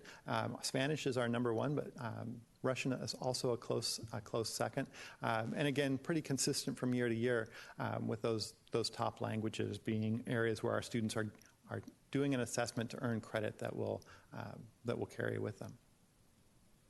We also look at how our students do in advanced placement options, accelerated or advanced courses. And so we have AP courses in Chinese, French, Japanese, and Spanish.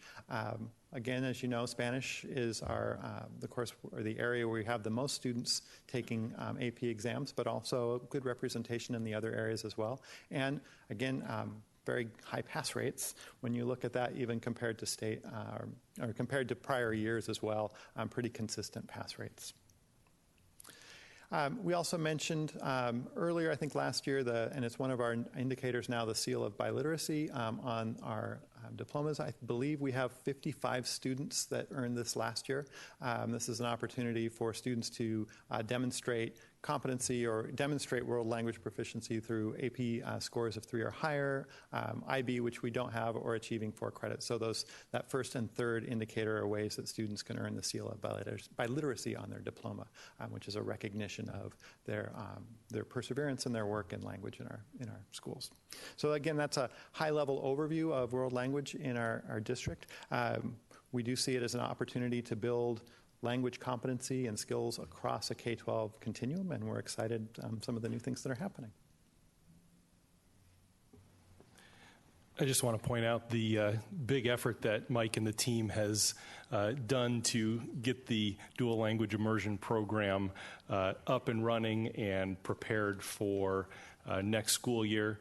It was significant study, effort, attending conferences, just the decision around what program, what style of program. Is it 50-50? Is it 90%, 10%? There's all sorts of decisions that have to be made, and then the actual outreach that's occurring.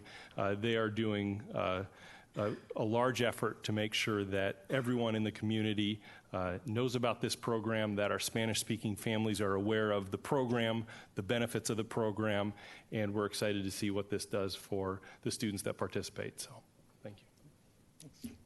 Any other questions? Director Sage? Is there a deadline for when students let you guys know that they're interested in that program? Yes, we did an initial outreach to Spanish-speaking families in the Redmond learning community just to see if we had enough interest to run a program, because as we mentioned, you need 50% Spanish-speaking students to run the course. So we got enough interest there to say it's worth continuing.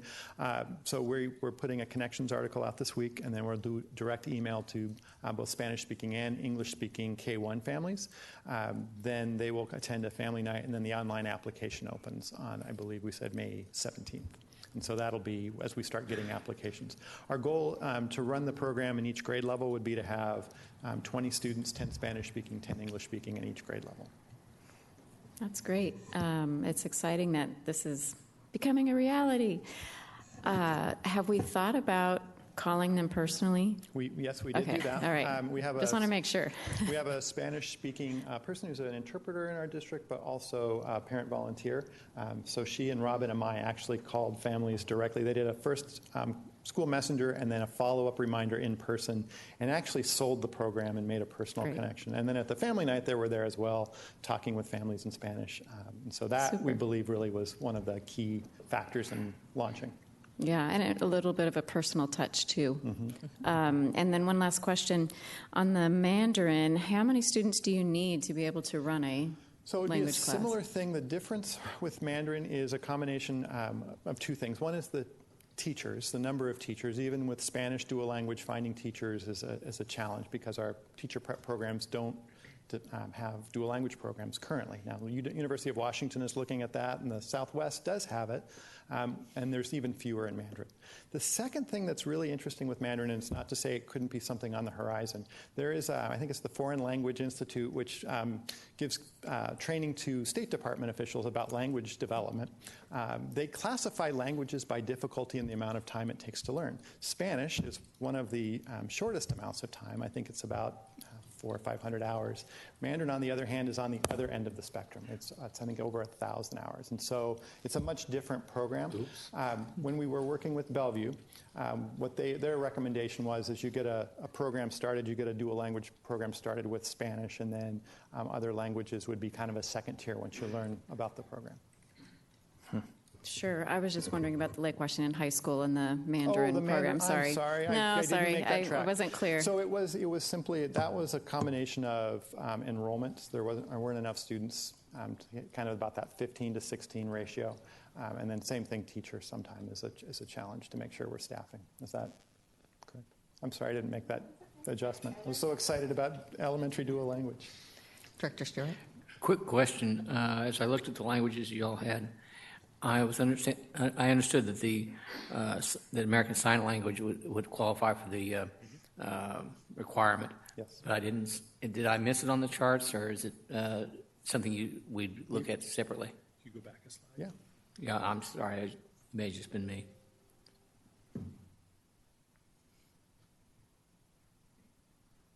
I was curious if all the high schools have the ASL or. Oh, yes. Where did I miss it? You want the high school programs that are offered? There. Yeah. So now I see it. I'm sorry. Each of our high schools Okay. offers at least 1 through 3. Are we considering offering SEE? You know, it'd be something we can ask. You know, the 7-period day is creating some opportunity. So, Because there have been situations, especially with needing of interpreters for the special needs program, in which the student spoke SEE, the aides spoke the ASL, and ASL telling the person to hurry up was just the opposite in SEE and caused a little bit of a stir in a fire drill.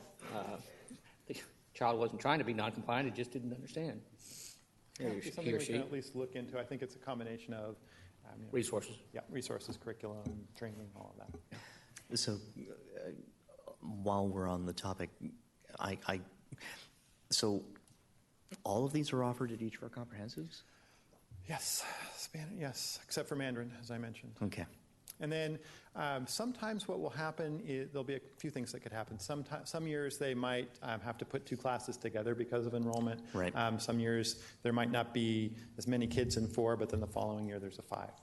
Yeah, I was looking at the numbers of AP tests taken Correct. and thinking that Yes. that class is Yes, so petite. oftentimes they're combined, so Yeah, two okay. groups will be together in a classroom. Okay, thanks. All right, I want to say thank you on getting the dual language program. When I came here in 2003, I was always saddened we didn't have it. So it's great that it's finally happening, and I think it's a great opportunity for our district. At the same time, the next question I would have is in looking at the world languages, are we looking at possibilities for in our elementary schools across the board of being, or because right now it's 8th grade where we Yeah. really start most world languages? How are we looking? I know our PTAs do quite a Yeah, bit you know, of it and a lot interestingly, that was part of our research as we were looking at dual language programs, and we were, as I mentioned, in the Southwest talking with schools and districts around the country. What we found is if your goal is to do all of the things that we mentioned in a dual language program, biliteracy, bilingualism, learning any kind of fluency, that anything you would do in an elementary school, as I mentioned, that multiple hundreds of hours, really is best served through a dual language program. Now, we can get experiences built into the curriculum, but it doesn't get you quite to the same place.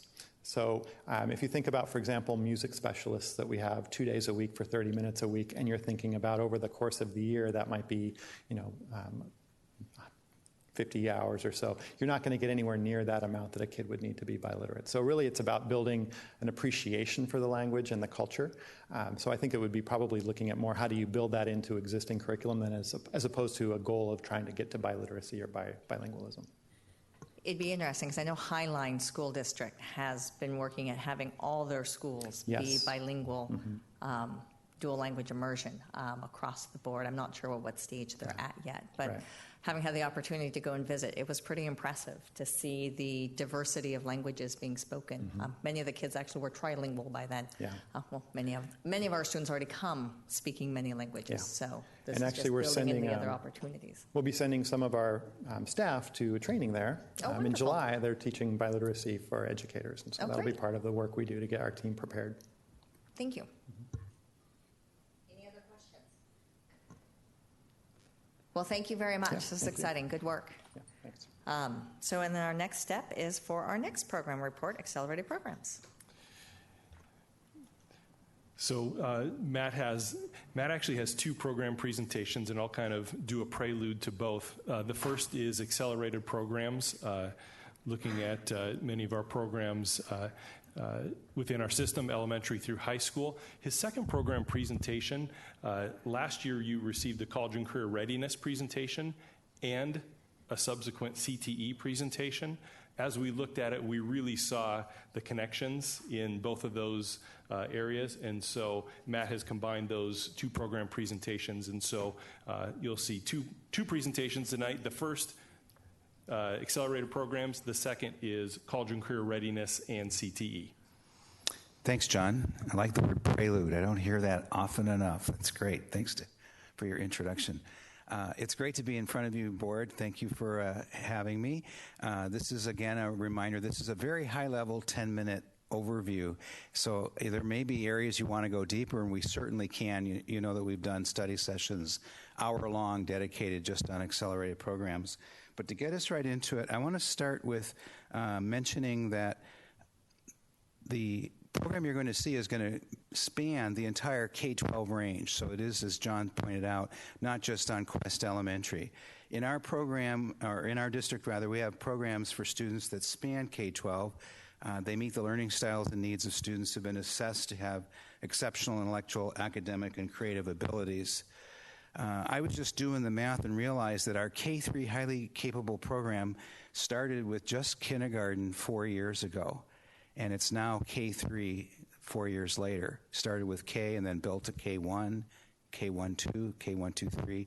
I'm excited to say that next year we will have a full complement of K-5. So we're actually adding 3 additional teachers, and we will not only do 4th grade, but we're going to go ahead and since we assess students, we're going to have a complete K-5 highly capable. Back in 2015-16, that program was expanded because of a study we did through OSPI that we were required to and move into compliance, so that we're now serving students who are strong in math or strong in language, but not necessarily strong in both. And so we'd have students who were very skilled in one area, but weren't meeting the criteria in highly capable. And I'm wondering why I'm getting looks. Are you not seeing the program? No, sorry. We've got a mic that's, it sounds like Not a working? mic is loose or something. Yeah. Not feedback, it's just clicking. Yeah. That one, I don't see the mic is on. Not sure where it's coming from. I'm pretty sure I turned that one off.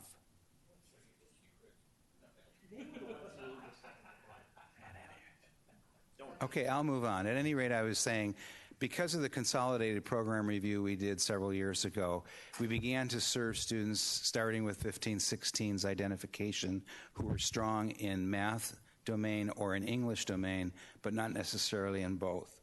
The 2-5 pull-out quest, the 2-5 full-time quest continues, 6-8 middle school quests, and you're going to see our high school enrollment, which you were mentioning earlier, and seeing advanced placement growing, college and the high school honors, and running start. The K-3 program has students attending their neighborhood school. They aren't traveling. They aren't going somewhere for pull-out. The teachers come into their school and provide services in either math or English, language arts, based on the students' needs.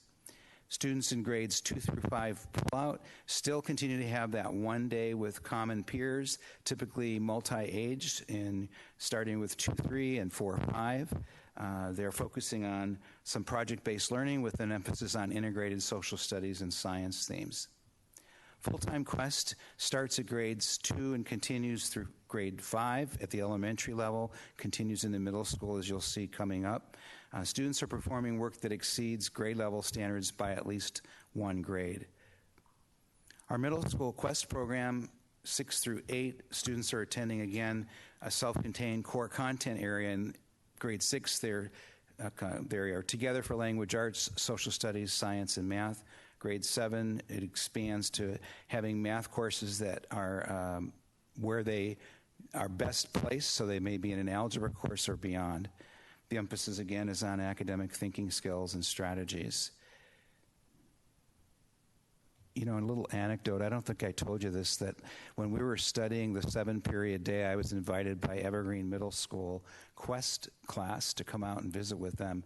They had read everything that was on our website, including summaries of minutes, and were interviewing me and wanted to know what my opinions were about the best way to go about adding to another period of the day, or whether we should break into a trimester or a different way of organizing the day. And they wanted to know, well, what's your opinion? And I kept trying to explain it wasn't just my opinion, but we were working this committee process. And I'm not sure why I'm telling you that, other than that I was so impressed by how thorough they were in terms of the research they did, and that's why I'm telling you that.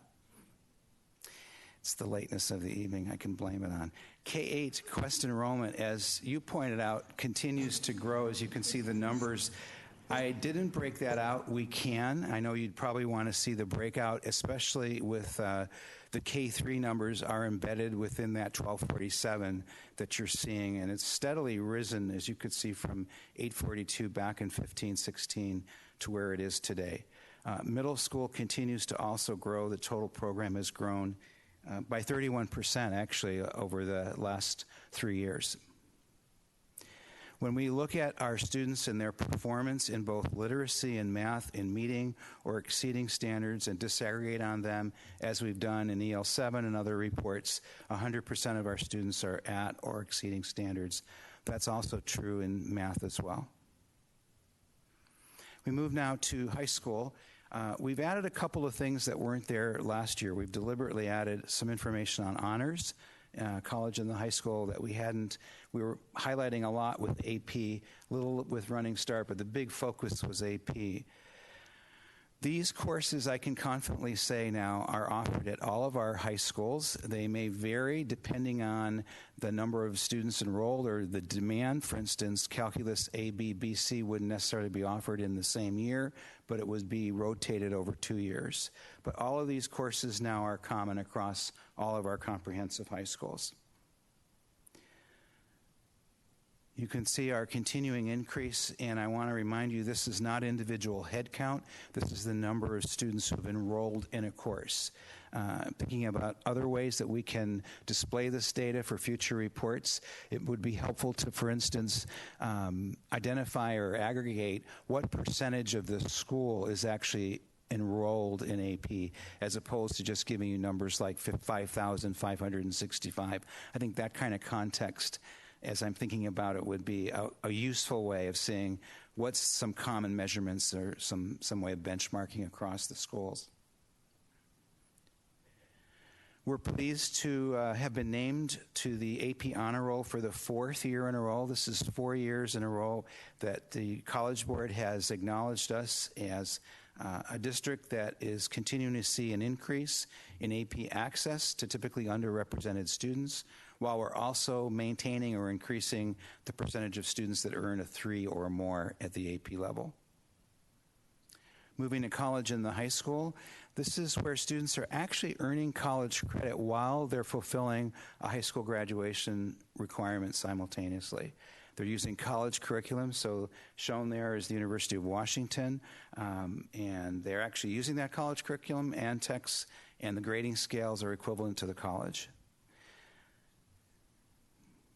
Our enrollment there, you could see, based on this year's October 1 count, is at 1,571, quite a jump from 988 students of just last year, but that was a dip as well. But we're still above where we were 2 years ago, back in 15-16.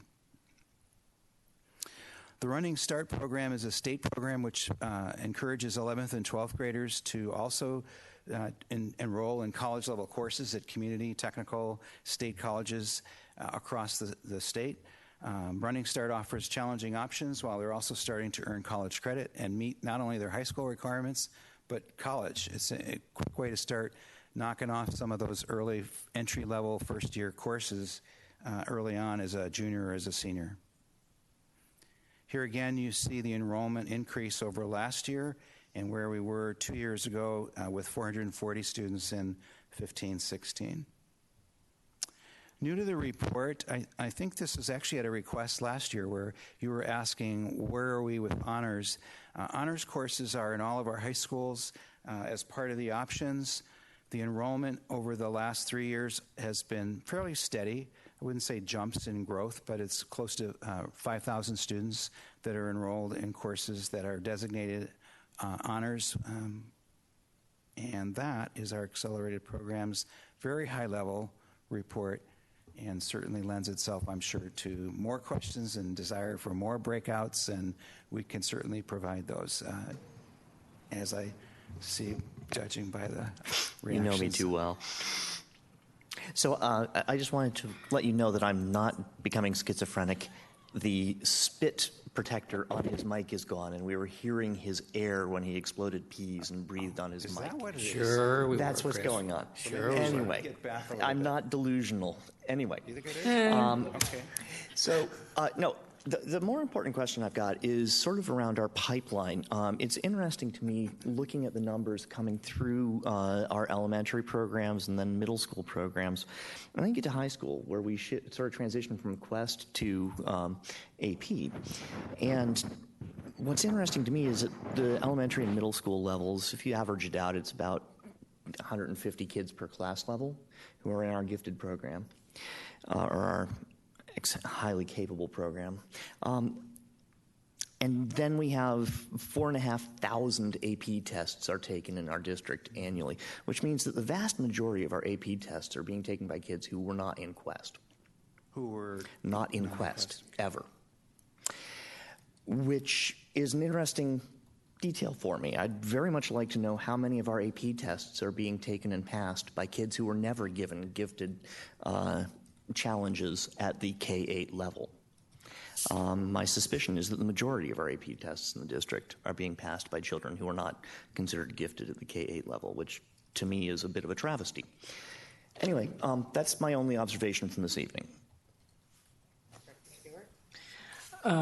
Matt, I'd like to encourage you, especially since you're a Chicagoan by birth, to take a look at New Trier, their school district, their high school district, since they actually separate high school out from the elementaries, as I understand.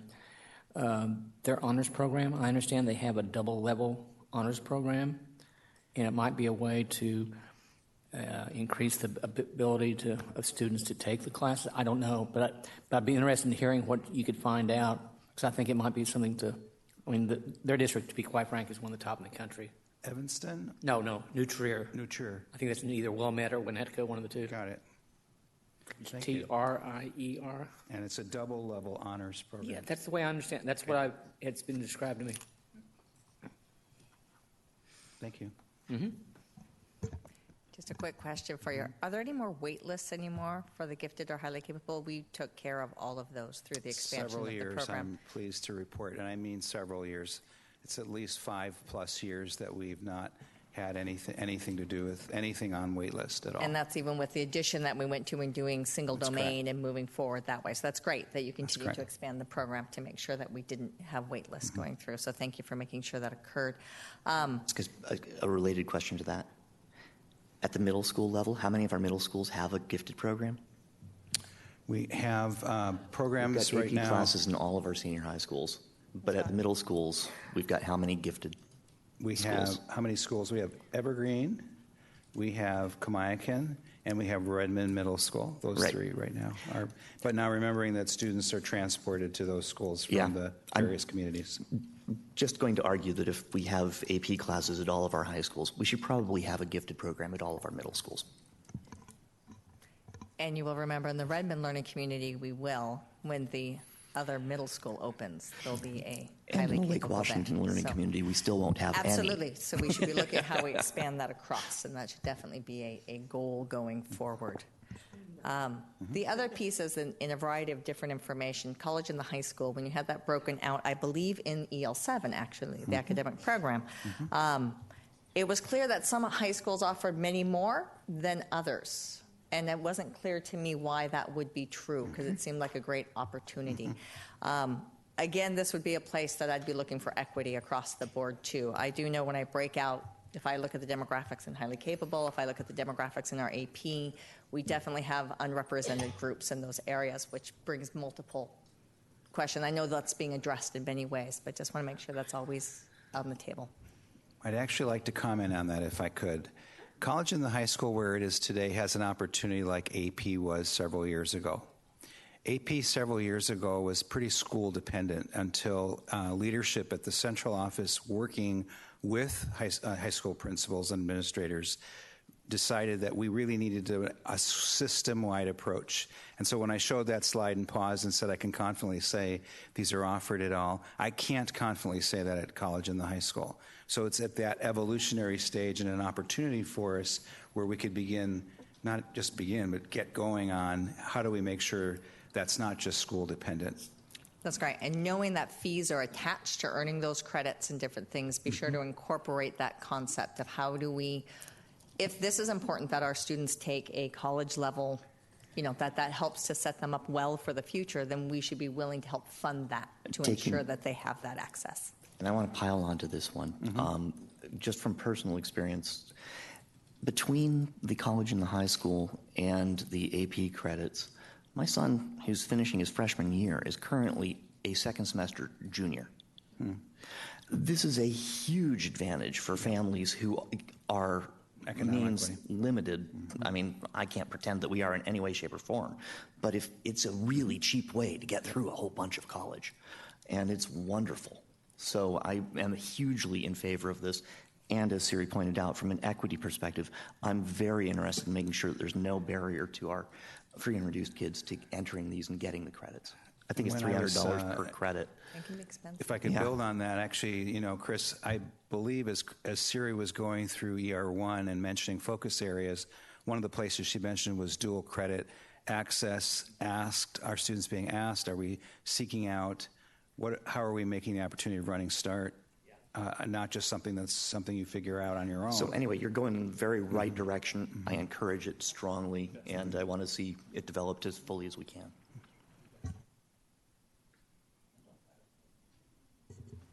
Two quick questions. One, I have heard from parents in the Juanita community that there are some honors classes that aren't offered at Juanita. Don't know if that's accurate or not. Specifically Algebra 2, that somebody, Eastlake maybe, offers an honors Algebra 2. Parents were curious. Does it come down to we need a teacher to teach it, or why the discrepancy?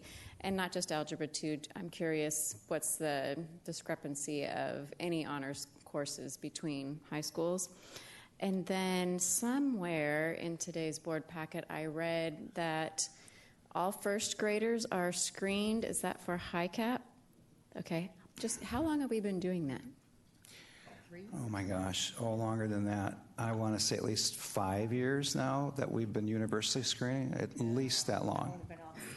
Yeah, it was your second. I want to say we're at least, I want to say 5, but I may be wrong, and I will follow up on that. Okay, and universal, every single student Every single is first screened grader, unless for they highly opt out, or and by that meaning that the parent wouldn't want them to, and I don't know if that's happening, so Okay. every single first grader, correct. Thank Let you. me find out the exact time period. The older I get, the more the years either seem longer or less. Thank you. I'll check on that. I also will check on the other question you raised about Juanita's honors Algebra 2. That would be a follow-up. Any other questions?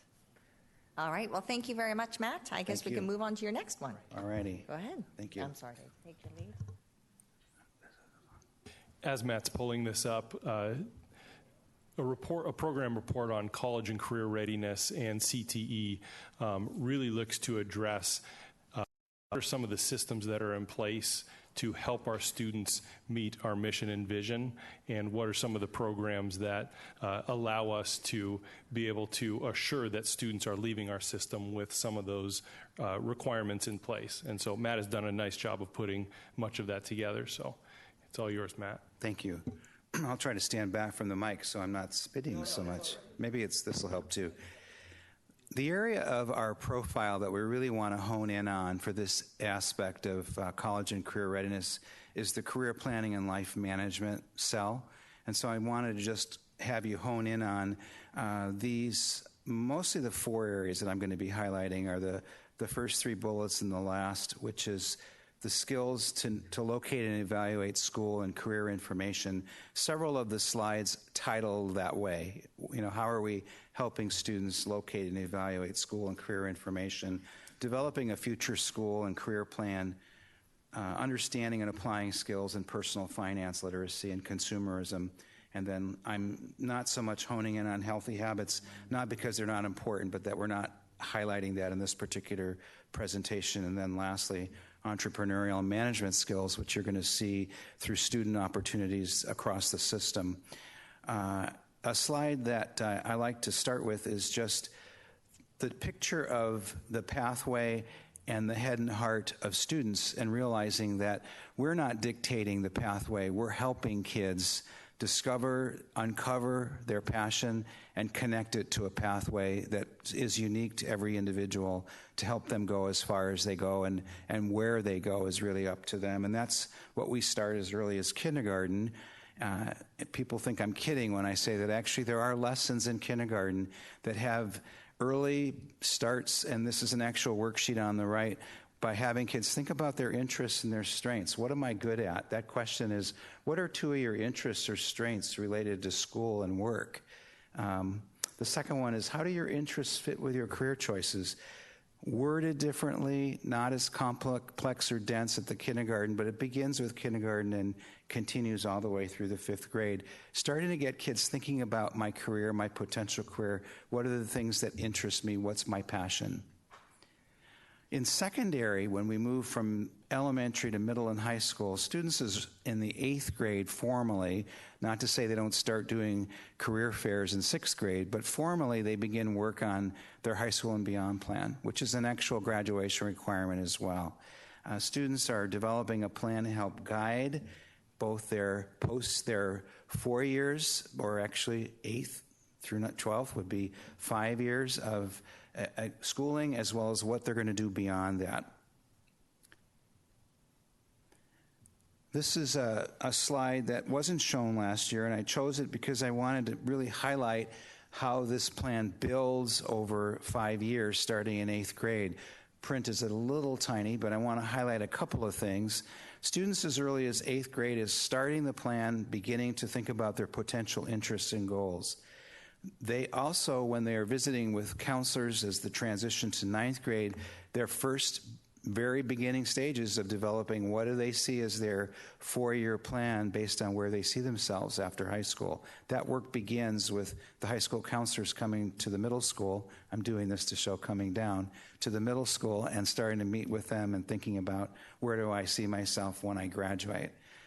You can see it builds over time, not only in the number of bullets, but in what kids are doing. They start a career interest inventory in 9th grade. They update their plan. They start looking and reading about admission pathways for post-secondary.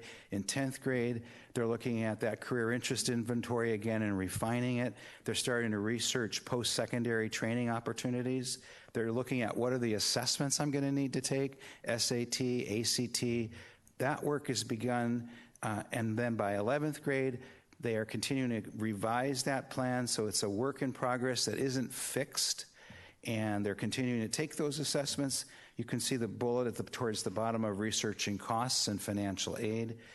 Until 12th grade, they develop a resume, develop their plans for what they're planning to do after high school, or not developing, but refining and then moving on into post-secondary. So it's really a process and a continuum that starts with some early things in kindergarten and then builds all the way to 12th grade. These are some opportunities that you'll see at various opportunities at our middle schools. This happens to be a future night at Inglewood where students are learning about career pathways, 4-year course planning, and preparing for post-secondary. One of the things that we've done, which was an area that needed some standardization, it's similar to what I just was commenting about in my previous presentation about college and the high school. This was one where we had career center specialists pretty much dependent on, first of all, I should say they're at each of the comprehensive high schools. So they're at all 4 of our high schools. And this is an area where they've standardized what it is that they're doing, and so they've got a common focus, and you'll see those highlighted through these titles, college and post-secondary prep, helping students with information on career clusters, pathways, and assessments, providing supports, and developing some community connections. The picture on the right shows Juanita's Career Center workshop that they did for students considering post-secondary options. Our Career Center specialists also help with activities such as these. This is a 2018 Kirkland Youth Symposium where Google workers were brought in to talk about what they do, employability skills, and interviewing. This was a spring 2018 opportunity where our Kirkland youth went to Kirkland City Hall and learned about what it takes to work behind the scenes in the infrastructure of the city. This was an engineering and manufacturing night that was sponsored by Lake Washington High School. Actually, you heard Christina talking about this being a focus area for them. This is actually an Insights to Engineering night where over 500 students and their families district-wide attended. And then finally, we wanted to highlight Redmond High School as well, showing a medical careers panel where the various people in health services came to speak with parents and their families. Segueing to career and technical education. Career and technical ed prepares students to be college and career ready by providing core academic skills, employability skills, and technical job specific skills. These courses and these programs lead to certification, post-secondary certificates and degrees. partnering with businesses to prepare students for tomorrow's workforce. We recently aligned with state changes in how we are organized around our titles for these various programs. So you see the 5 areas starting with human services, business marketing, finance and information technology, agriculture and natural resources, skilled and technical sciences, and then STEM and health science. These programs undergo a 5-year cycle of review and reevaluation. This recently appeared also in EL7. I just wanted to take a portion of it to show the various years across the next 5 years and how each of the 5 will undergo a review. Lots of information on the next few slides that I'm not going to try to read to you. I just wanted to give you a sampling of some of the middle school and high school courses in each of these 5 programs. This first slide shows you a human services program and the courses that are offered in the high schools that are tied to that pathway.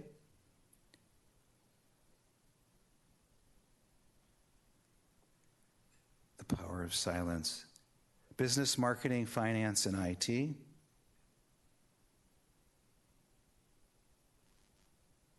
Agriculture and natural resources.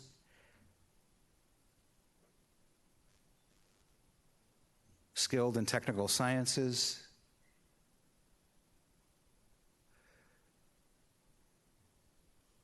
STEM and health sciences.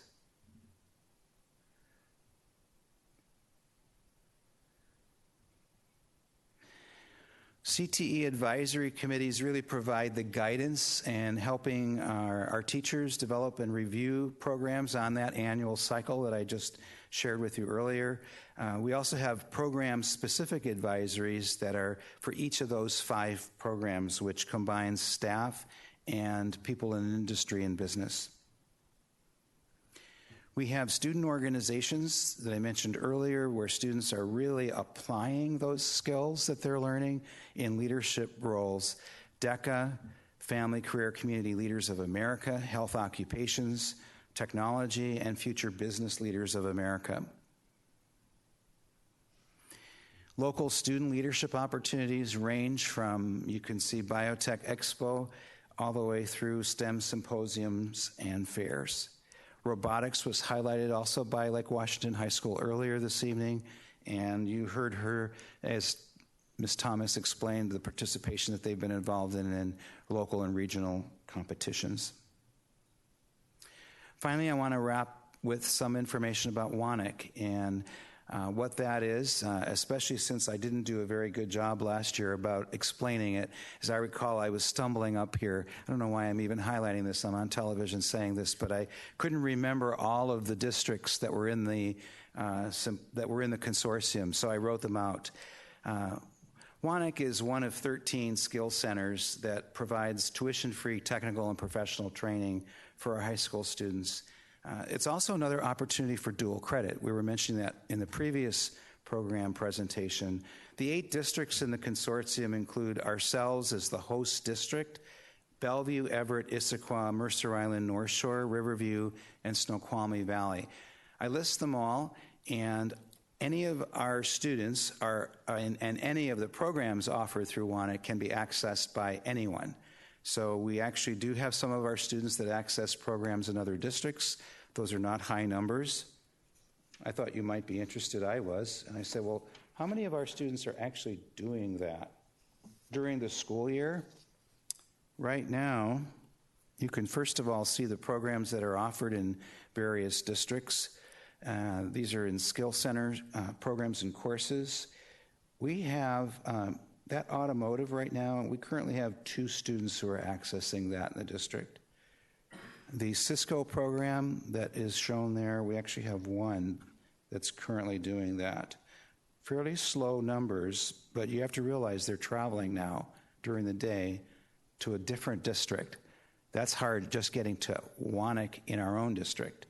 So the minute I start looking at how many of our own students are involved in some of those DigiPen courses, now I'm going to animation has 17 right now.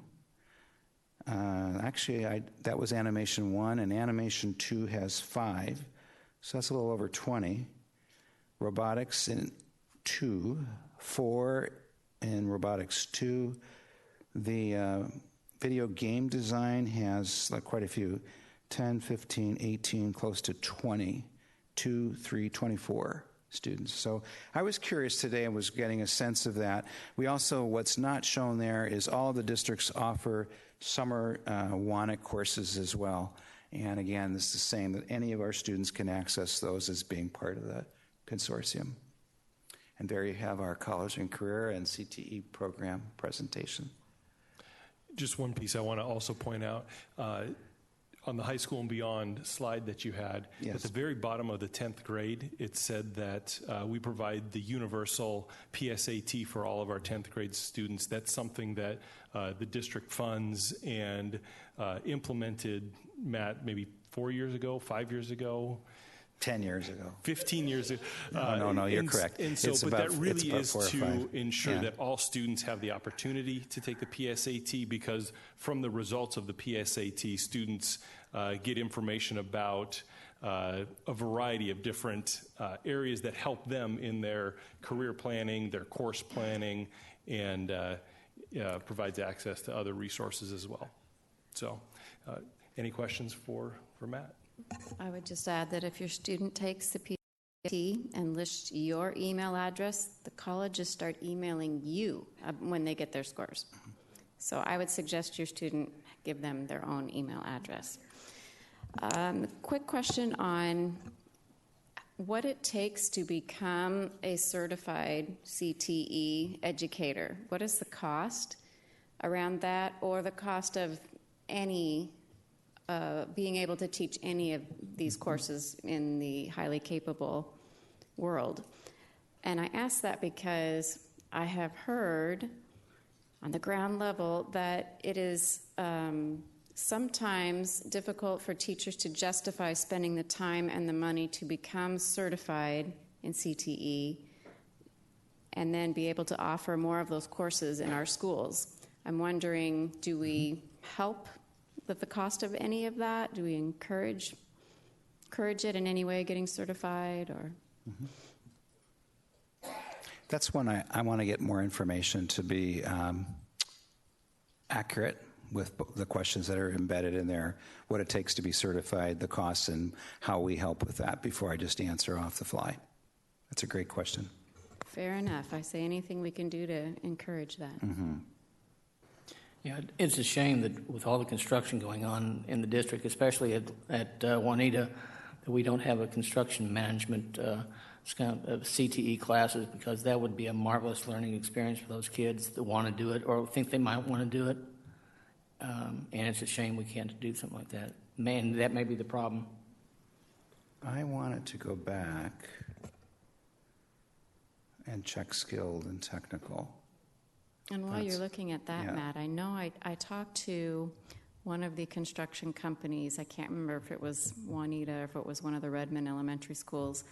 And they said they've had career centers schedule tours through the work site and take kids through. And I know it's happened at least one time, but it would be a great opportunity for career centers to take kids who might be interested in skilled trades and construction through some of our construction sites on a really nice sunny day.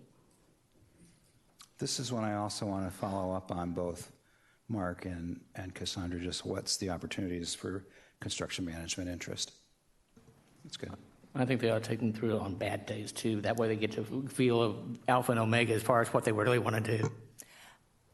If I could just expand it just a little further, that's the whole idea of internship, externships, experiences, and that's one component to that. So I guess that would be a bigger issue of looking at what's the program sort of policy and what's the goal going forward with that. Again, sort of ER1, ready for global workplace, same sort of concept of having that opportunity and experience is sort of a real key.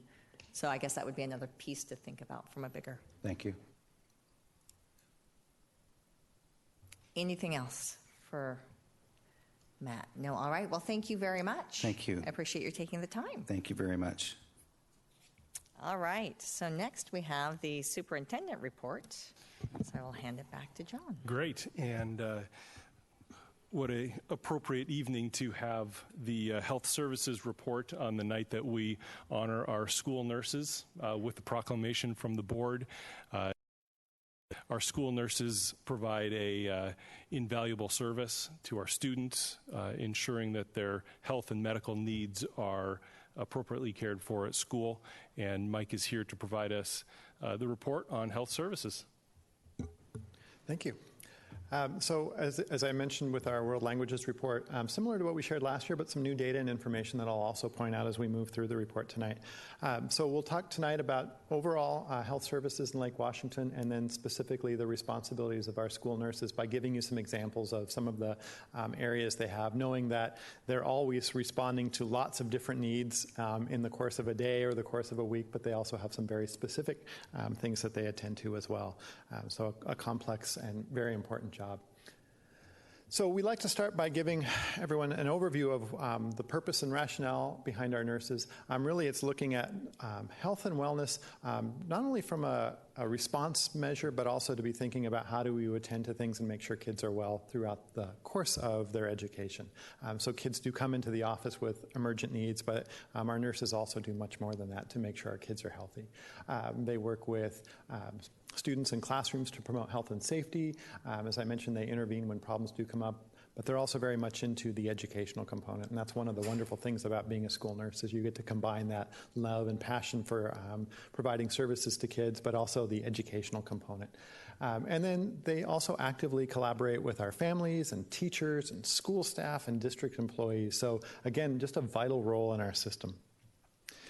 So our school nurses are overseen by Molly Hutchins, our health services health specialist supervisor, health services specialist supervisor. Fabulous, amazing person. If you've met her, deeply understands the role of school nurses, works with our nurses very well, but also interfaces with our DSS, our school principals, to really help make sure that our services are implemented well.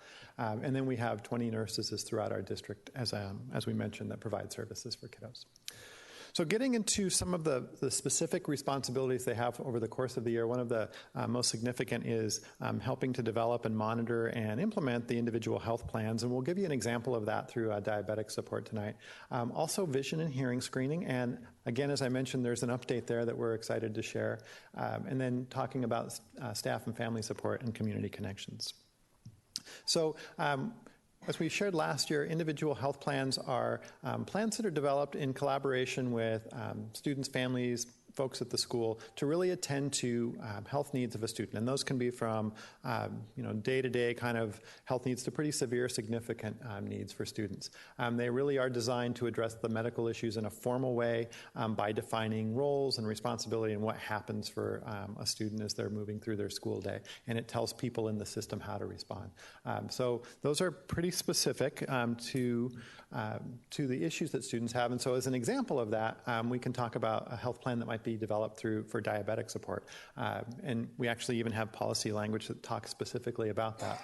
So in this case, as you may know, especially with younger children, we have cases where we're wanting kids to monitor their condition themselves and learn to do that. So that was the education component of that. But also we have young kids. And I remember when I was a principal, a third or fourth grader who is doing a pretty good job most days, but might have some days where she just wasn't quite remembering what the process was. And so we have, for example, places where we'll have glucose monitors where there's a nurse who's connecting with them to help them do that. But we also have places where there's an adult assigned to a student. And that might be someone that is designated by the family and is part of the health plan, or it might be a classified staff member who helps monitor that. So all of those things would be woven into an individualized health plan to help provide that support for a student to attend to their needs and to learn over time. But really, as I mentioned, that first primary thing is to make sure kids are healthy day to day.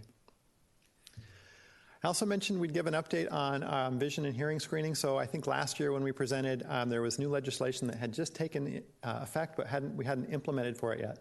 So now we do near and far-sighted screening using a new tool called the Plus Optics device that measures both, and it does it very efficiently. So I think we pushed it up here. We shared, I think, in a board brief earlier in the year, we've increased the number of students that we've identified as needing potentially additional services or additional screening because the device does a much better job of identifying needs in kids.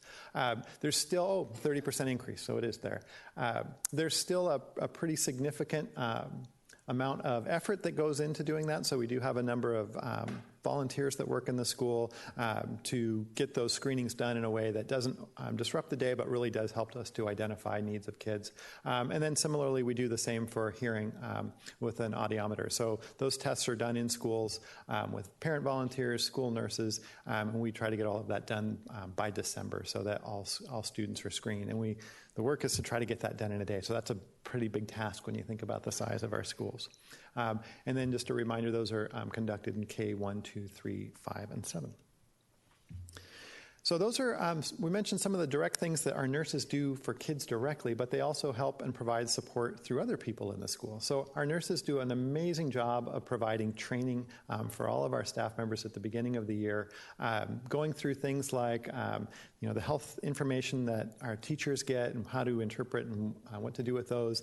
They do bloodborne pathogens training. They do defibrillator training, health room services, life-threatening conditions, kind of walk staff through what they're responsible for and what their roles would be in emergencies so that all the people or the people in our system are prepared to be kind of a second tier of support. And then in addition, they reach out even further. Our nurses connect with healthcare agencies in partnership with families, so with the permission of families, can connect to King County Department of Health, also providing information, kind of a conduit for us for Center for Disease Control. So you may remember a few years ago when we had some outbreaks, they were that connection for us to really think about how do we respond as a school and a district. So that community connection is important directly for individual students, but also for us as a whole system when we're thinking about responding appropriately and making sure we're taking care of the health of our kids. So they do many things. That was a kind of a broad level, but the day-to-day life of a nurse is just really wonderful and complex. And as we mentioned at the beginning, we really do appreciate the services they provide in our district. And Mike, I just expand a little bit on their connection to the community. Our schools, they are the individual within a school system that can interpret and understand the medical needs of students. They're reading doctors' notes and responsibilities. They're calling medical professionals to really understand how to implement either an IHP. They're integral parts of student IEP teams when there's medical needs, and so they just play such a valuable role in helping us provide programs for students at school. Also, Molly was talking to me about some of the services they can provide for low-income families to help them access medical care at lower costs or even sometimes free costs. So that liaison to help families get connected with the health support that they need is really valuable as well. They're also an integral part of field trips. Yep. If you think about going on a field trip, every time that inhaler has to be checked out, that nurse has to do that. And fifth grade camp, and yes. Any additional questions? It being 9:52, no. I actually have one quick one, sorry. Knowing that your referrals increased through the Plus Optics device, my question would be, do we do any follow-up to see if those referrals actually end up being followed through on? Meaning, because I know if it's needing glasses, there's cost associated with it. So how do we ensure that those, So there's multiple tiers, and I'll have to go back and look. I think we shared it in the board brief, but we can follow up again. There's multiple tiers that follow after the screening that the nurses are responsible for checking on. So I think what your question is, do we actually have data on how many kids actually end up with eyeglasses, and is there support if kids maybe need it but aren't getting it? So we can follow up with data on that. Be interested to know between the near and the far screening what the difference was with this addition, because that's a big increase, and that was a legislative sort of component, so it'd be interesting to have some data to be able to feed that as well. Yeah, we can definitely do that. Nancy would have been very excited to hear this update. So. Yeah. All right, any other questions? I think we're okay. All right, well, thank you very Yeah, much. thank you. That was great. So next is a legislative update. So Eric? All right, I'll be brief.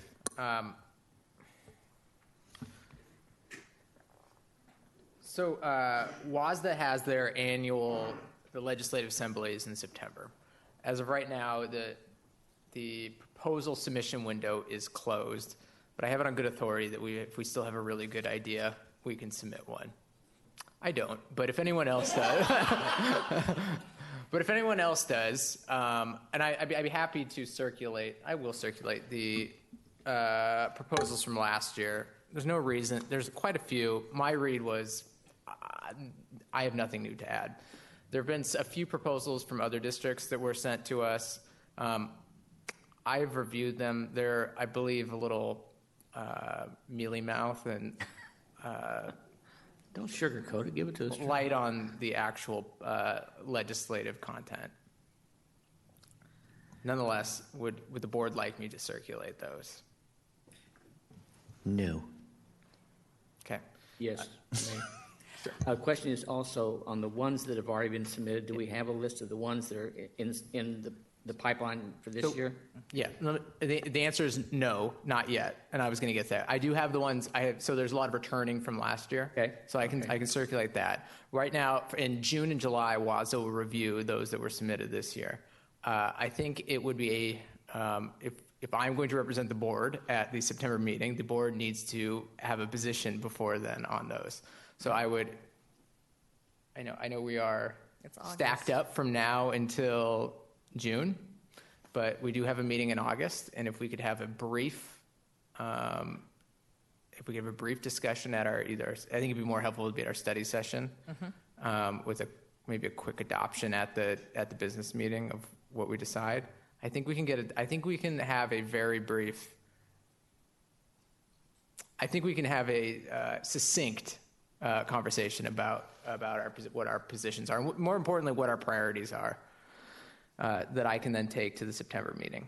So, any questions as far as process from the board on that? Real world succinct or lawyer succinct? I'm very succinct. Okay. One of the issues we might want to think about as we face a teaching shortage, and especially in various areas, the idea that Washington State only accepts credentials from Washington State and Michigan. Not even our neighbors are accepted. So that might be a way to address our shortages. And so we might want to consider something like that. I believe there's a position on it currently, so we can look at that to see how it falls. And there's been some legislation prior as well speaking to it, so that's definitely something to add to it. Okay, so that's the update. That's what's going forward. Does it sound like August is a... Yeah, so why don't we have a conversation to figure out exactly what that would be, how much time, and get an idea of how that will fall out. So we will do that next week. Great. And so the one other thing I would suggest looking at is consideration right now. Head Start and ECAP for preschool has an income eligibility limit of about 100% or 110% of federal poverty level. Right. Knowing that our low-income children that we look at are 185% of federal poverty level, it would seem reasonable to be able to push that is an income eligibility increase to be able to access those preschool programs. So that could be a legislative resolution to take forward, because that really would help to address some of the incoming needs of our students before we see them. Thank you. That work? Yeah. Okay. Excellent. Anything else? All right. Any board follow-up to anything? I think I have a whole list of things actually that are incorporated in board follow-up, and we'll be going through the minutes to make sure those happen. If you see something that doesn't quite come through, please let me know, and we'll make sure to get back onto the plate. Any future agenda items that haven't been discussed? All right. Any debrief? Board member comments? Okay. Then lastly, our upcoming board meetings. We do have a special board meeting that's being held on May 10th at 7 p.m. It will be held in the Hughes, and that will be the purpose of discussing the survey and community input. and approving the superintendent profile for the superintendent search. It will be very specific to that. On May 14th, the next Monday at 7 p.m., we will have a study session, also on the superintendent search process. On May 21st at 5:30, we'll have our regular scheduled board meeting here in the boardroom, and then follow that with a study session shortly thereafter, doing equity policies and strategic planning budget process. So, any other questions? No? All right, I will now entertain a motion to adjourn. So moved. Second. It has been moved by Director La Liberty and seconded by Director Carlson that we adjourn. All those in favor, please signify by voting aye. Aye. Aye. All those opposed? Hearing none, motion carries. Meeting is now adjourned. Thank you.